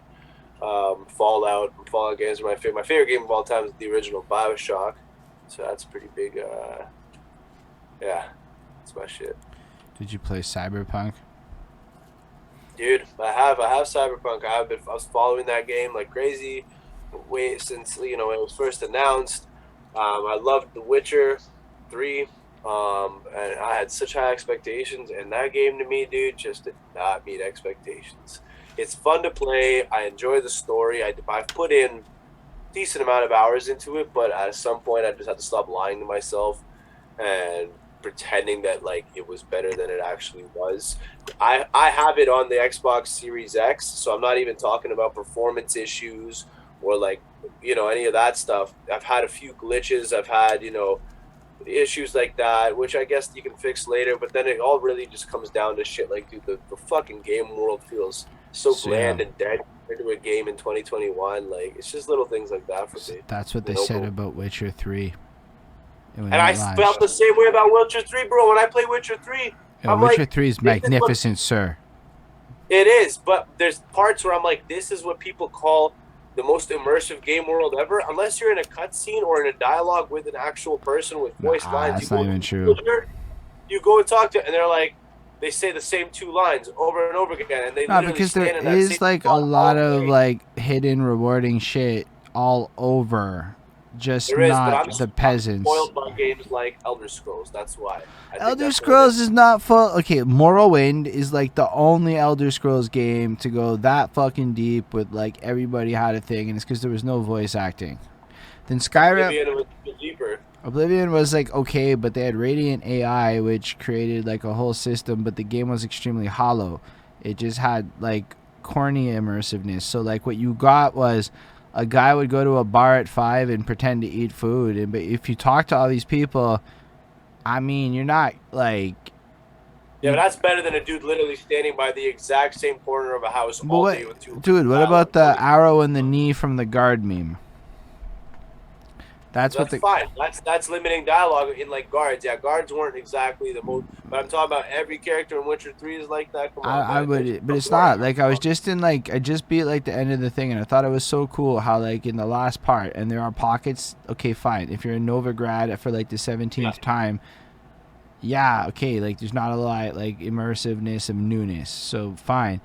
But like, there's also not anything new once you talk to everybody in Skyrim. I beat Skyrim But that's recently fine. That's too. going to be any game. There's limitations and endpoints to everything. But I'm talking about. I And know there's a that lot of very NPCs in Skyrim that don't talk to you. That's fine, but they're very rare compared to the guys that do talk to you. I'm just saying, in Witcher, unless it's a quest giver or a specific cutscene's about to be triggered, it's the same way in Cyberpunk. They literally have 2 lines of dialogue. They look like the exact same dude that's down the street from them. Maybe there's 4 of the exact same looking guy, and then there's nothing about them besides standing in that one place, or they move maybe 3 steps that way. It just, to me, I guess I'm spoiled by games that have a little bit more lively AI and stuff going on in it, but yeah. I don't know. Even Red Dead Redemption, bro. Red Dead Redemption 2, very, very lively world. I didn't play that, and I understand that that game may have set a standard that Cyberpunk got murked in. But, like, yo, Elder Scrolls does not deliver the fullness of world experience that, like, I believe. I think both Cyberpunk and Witcher 3 trump Elder Scrolls. I'm a big Elder Scrolls fan. I'm saying I played. Cyberpunk trumped Elder Scrolls. Facts. Yo, because I'm also going... First of all, it's not done. They are late. And you have to think about the Witcher 3 launch. Now, whatever you might say about Witcher 3, cut past the dialogue choices of NPCs, the game feels full. It feels like visually immersive. I like the actual game, but I'm just saying as an immersive world, that also... So, but that part, like, I don't actually give a shit about the dialogue of those people. So cut that detail out and leave it just like you don't care, like in real life. Like, I don't care necessarily. Like, about people around me, I'm not stopping and talking. It's an open world, you know, and the whole vibe of it is supposed to be open, live world. That's what a lot of people on YouTube say. I never took it like that because, like, yo, I was playing Morrowind in high school and shit, right? Yeah. So, like, I'm coming from, like, Morrowind in high school. I've been in open world, like, since open world was open world, right? Like, I'm in that, like, whatever. So, to me, it's like open world isn't about role-playing options. It's literally about level design. So I don't take it as the role-playing. If what you populate the world with is boring and empty, then I heavily disagree. It's not about just level design. That's what I'm saying is like, so I have the same, like, I don't give a fuck about the people in these games, but I'm planning on going back to Cyberpunk when I can get to it and literally doing like a cultural exploration, just staring at graph. I could spend hours looking at the graph in that game. It is what I have. I have spent hours just looking at graph in that game. No, I'm not saying that's not a cool element. The city looks but like what I'm saying is since I don't care what the people say, that's the one thing that I don't actually care about interacting with NPCs. It's not even just what they say, dude. It's the fact that you look down a street and it's this beautiful, massive skyscraper and there's flying cars and all this shit. And the graphics look sweet, but then there's literally 4 of the same exact. Yo, it's not like, hold on, it's not that bad on PC. Let me be clear. On PC, I get a flooded street. Flooded. I get a flooded street, but they're all the no, they're not. They're not. They're varied. It really is pretty. I've watched your playthrough. I've watched you play it though, and that's bullshit. I'm saying like I streamed it like the one time in the beginning, but like when I'm playing the game after patches, like down the line. Maybe not just, but I'm just saying I gave up on it. Like, is it like whatever? I find like they've improved already the versatility of people. They fixed 2 or 3 of the bugs from like I'm talking because again on Xbox their solution was, and I know this because I watched YouTube videos on performance. Scale back the number of people and versatility and people in the streets was one of the consolation things they did to make it run better on consoles versus PC. So my experience does have more versatility in people. Right? Okay. Is it amazing? I don't know, but where I'm going with it is already the little quality of life improvements and shit are going to be done. So where I was going with The Witcher is the game of the year Witcher slaps it out the park. That's the shit with the fucking expansions that everyone calls that's the decade of the year shit. Witcher 3 at launch's articles look like Cyberpunk's launch articles. They're actually really similar. Yeah. And I knew that going in. So that shouldn't be the case, man. That's why I'm not willing to be like, oh, it's okay. They'll but figure all it of out. Elder Scrolls' shit has been like that. It was always back in the day. Because back in like high school, never had those issues. Bro, up until like two glitches in the entirety of Oblivion, Skyrim. Bro, Oblivion, you couldn't run Oblivion unless you had a high-end computer, my guy. I had it on Xbox. By the time it got ported to Xbox, Game of the Year edition was out. It wasn't out on Xbox until I'm they. a console gamer. I don't really. Yeah, do but the what PC. I'm saying is, so this is a great point. Back in the day, they would come out on PC only, work out all the Right. bugs, finish the game, release all the DLC, port it to a console, and it's finished. Yeah. Now you expect it on the same day as the PC gamer. Bro, the only reason I bought Cyberpunk is because I have a GTX fucking 2070, and I knew I could run Cyberpunk. That's the only reason I bought it at launch. I'm like, oh, I can run this game. Might not be top graphics. I can run this. And otherwise, I would have waited a year. Because I know for a fact that the dev cycle is going to be trash. Because since Elder Scrolls, it's been like that.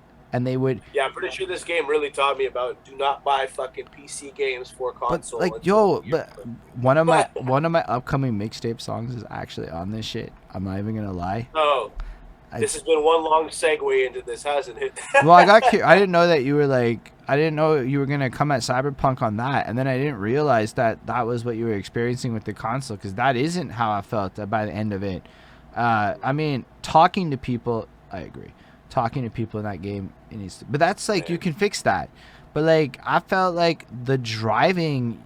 fair point. Yo, when you leave fucking Night City, it's really... whack how bad the animation on car, like there's I can live with. Well, the cars feel like they're stuck on a rail. Like I feel like they're not, like Grand Theft Auto driving in the city feels fluid. It feels like the car can lift off of surfaces. The vehicles in Cyberpunk almost feel like they're glued to the road unless you actually go flying off. It's very weird driving. It doesn't feel, the fuck was that?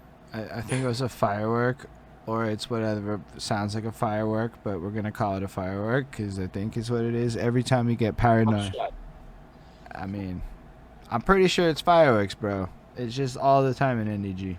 Got the ops showing up, bro? Nah, it's not like that, honestly. It's more like there's a lot of young people.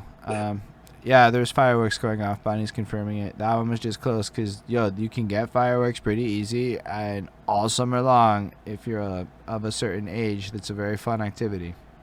Oh, yeah. I feel that. We did it over here. Yo, straight up, they're like, do it. Cause I heard it. I heard that sound after. Yeah, That's fucking close. They're like right outside my fucking building. This is where the cops get called, like kind of places where I wouldn't do it. But yeah, so like with that, I feel like the Cyberpunk post DLCs, flushed out world, flushed out shit to do in game, two proper DLCs put in could make that game live up to the expectations. Oh, there you go. Hell yeah. I'm always willing to revisit it, but man, I told you, upon launch, I played it and I was severely like, fuck this. I had my expectations way too high and they're clearly not there yet. Yeah, no, it'll get there. I mean, I want to replay it because there's a hidden ending and I have to replay it now to get it. But like, bro, I'm telling you, there's the graph, the beauty and the design of this game world is ridiculous. Oh, I never spoke into that. I said it's a great looking game. The design, but that's the immersiveness for me though. It was the part where like it can look pretty, but it can function terribly. That's my problem. I just love I felt like everywhere I looked, I got rewarded by visually looking. Yeah, and that was super rare in a video game where, Skyrim is not doing that. I feel like, man, in those games, though, there's just detail in, like, every little place you find, every little box you open, there's something unique, and it's not just, like... I just ran through Skyrim on my Switch. For, like, 2.5 years, I played Skyrim. It was about how I played. And it is not that varied. Witcher 3 really does trump it because it's 5 years later or 4 years later. It doesn't, though, man, because it's just, like, there's nothing in the world except the maps, the locations. Yo, Witcher 3, I'm playing right now, and there's a lot in the lore. Like, when you actually read the notes on people and shit, everything connects. Skyrim has all that, but I'm just saying, between Witcher does it better. Morrowind does it. Bro, Morrowind does it impeccably. I don't know if you ever played Morrowind. I did play Morrowind, of course. Impeccably. That is it done right. I don't think they didn't have dialogue. They had to do. It was all about the text and the reading. I get that, but I'm just saying, in Witcher, bro, unless you're at a marked location or maybe like the far and few in between non-marked places, it's literally just world.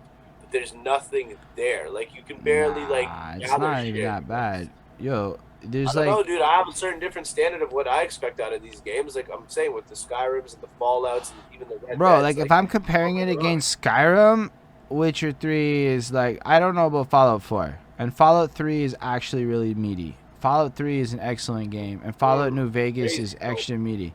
I'm not even putting it there. But Skyrim is like superficially meaty. Like, yeah, there's a lot, but it's a lot of the same shit on repeat where you don't even give a fuck about that dungeon by the end of the game because why bother going in? Okay, no, I feel that, but again, that's like a decade-old game now, right? Yeah, but Witcher 3 is like 2015. It's to 2011. Like, they're kind of, yeah, but like, yo, you feel How long did it take him to get the game right? So let's go, what, 2018? Both of them took over a year. Both of them. Skyrim was perfect when I played it at launch on console. It was not perfect at launch, according to the internet. When you watch people talk about it now, fuck the internet. I played both games, so like I don't know. That's what I'm going off of. It was full of bugs and broken quests and a bunch of other shit. You just might have had I don't know why I'm so lucky with the Bethesda. But I'm just saying, like, that might just be you were lucky. But yo, Skyrim launched '08, but like it wasn't like the worst. But also, like, we are also talking in 2011, an era where you had to more or less finish your game before you shipped it. That should be the damn standard still. Yo, but y'all paid pre-sale forever. I didn't, so I say y'all as into whoever did. I don't fucking pre-fucking buy video games. Never. Like, it's wild. People spend $90 on a gamble that marketers are being honest forever. You know what the difference between AAA and AA video games is? Marketing budget. No, yeah. That makes sense. There's very little practical quality other than the marketing budget. Game. Yeah. I don't even know what the fuck a AA title would be. Something that's like really good, but you probably haven't heard of. Yeah. Costs $45 instead of $60. Oh, this is a beautiful game. Vermintide, baby. But there's a ton of them, but like it's harder to find them. But yo, when do you think your next project's coming? My next full project, probably late September for the CMU Eulogy EP. I've got everything recorded. Everybody's verses are in. I'm just working on the mix myself. The only thing I'm outsourcing is I'm sending it to get mastered. Everything else I'm doing myself, and I'm so damn close. It's only 3 songs, but it needs to be cohesive, and I'm almost there. Before that, though, otherwise known, is probably dropping our first comeback like single. That's already been recorded, and it's just being worked out. The mixes on everything, so that's dropping soon. And after the EP that comes out, I'm going to be dropping the full-length project with the Prime synthesizer. That's going to be about 10 tracks. That's coming out probably like March, if not earlier, though, because everything is sent and I just need to record. I just need to re-record. It's all demo stuff, and I don't want to keep it at that stage because there's some rich songs on there, man. Some real crazy stuff. Prime's a killer producer. Yeah. I look forward to hearing it all. I'm not sure what else to say in this moment, so I feel like this is a ripe time to end it. I know this might not be what you expect, but this is what the show is. This is what... Yeah, no, this was cool, man. It's more about who you are than the normal show. You know, like, that's what I'm going for. I like it, bro. And the thing is, too, we didn't retread a lot of the stuff from the first interview, luckily. Like, if we had sat here and talked all about music influences and, like, how I started in the doing the music, that would have been just a complete retread of the original interview. Yeah. I wanted just different topics here. Well, that's what, because number 2, okay, yo, when DJ Vlad brings Lord Jamar on for the 17th time, what are they supposed to talk about? Time. Yeah. No, it's true. No, I like how we did it, man. And then we went even into the stuff about the video games. So it wasn't excited about that. Yeah, it's all different. It was natural. It might influence how people hear music, knowing what I'm into. Maybe people are gonna care about you as a video game critic. Maybe you start a new life. That community has money in it. Well, I know that. Maybe that's my calling all along, man. I should be a fucking video game reviewer. Yeah, you get a lot of free games doing that shit. But yo, I appreciate you coming through. I appreciate everybody watching this. I appreciate everybody watching this in the future that's not watching this now. Like, follow, subscribe, all that good stuff. Eulogy's links are all down below. Make sure to go click on them and follow them and support the cause and everything like that. On that, do you have any like last words for the people? Not much, man. I'm not gonna do too much of like a fucking self-promo thing. I've already talked about all the upcoming projects. Soon to be on Spotify, so like you kind of put that in my head, man. People are able to listen to music more on a loop from Spotify as opposed to YouTube, so that's coming soon. Yeah, just check it out, man. stick with me because it's gonna get bigger, better, and fucking badder. The more budget that I'm able to put into this, the more it grows, and then it's gonna be something fresh, man. I got shit to share. So yeah, keep an eye out. Yeah, it's fresh, yo. And I appreciate you again coming through, yo. And live long and prosper, everyone out there.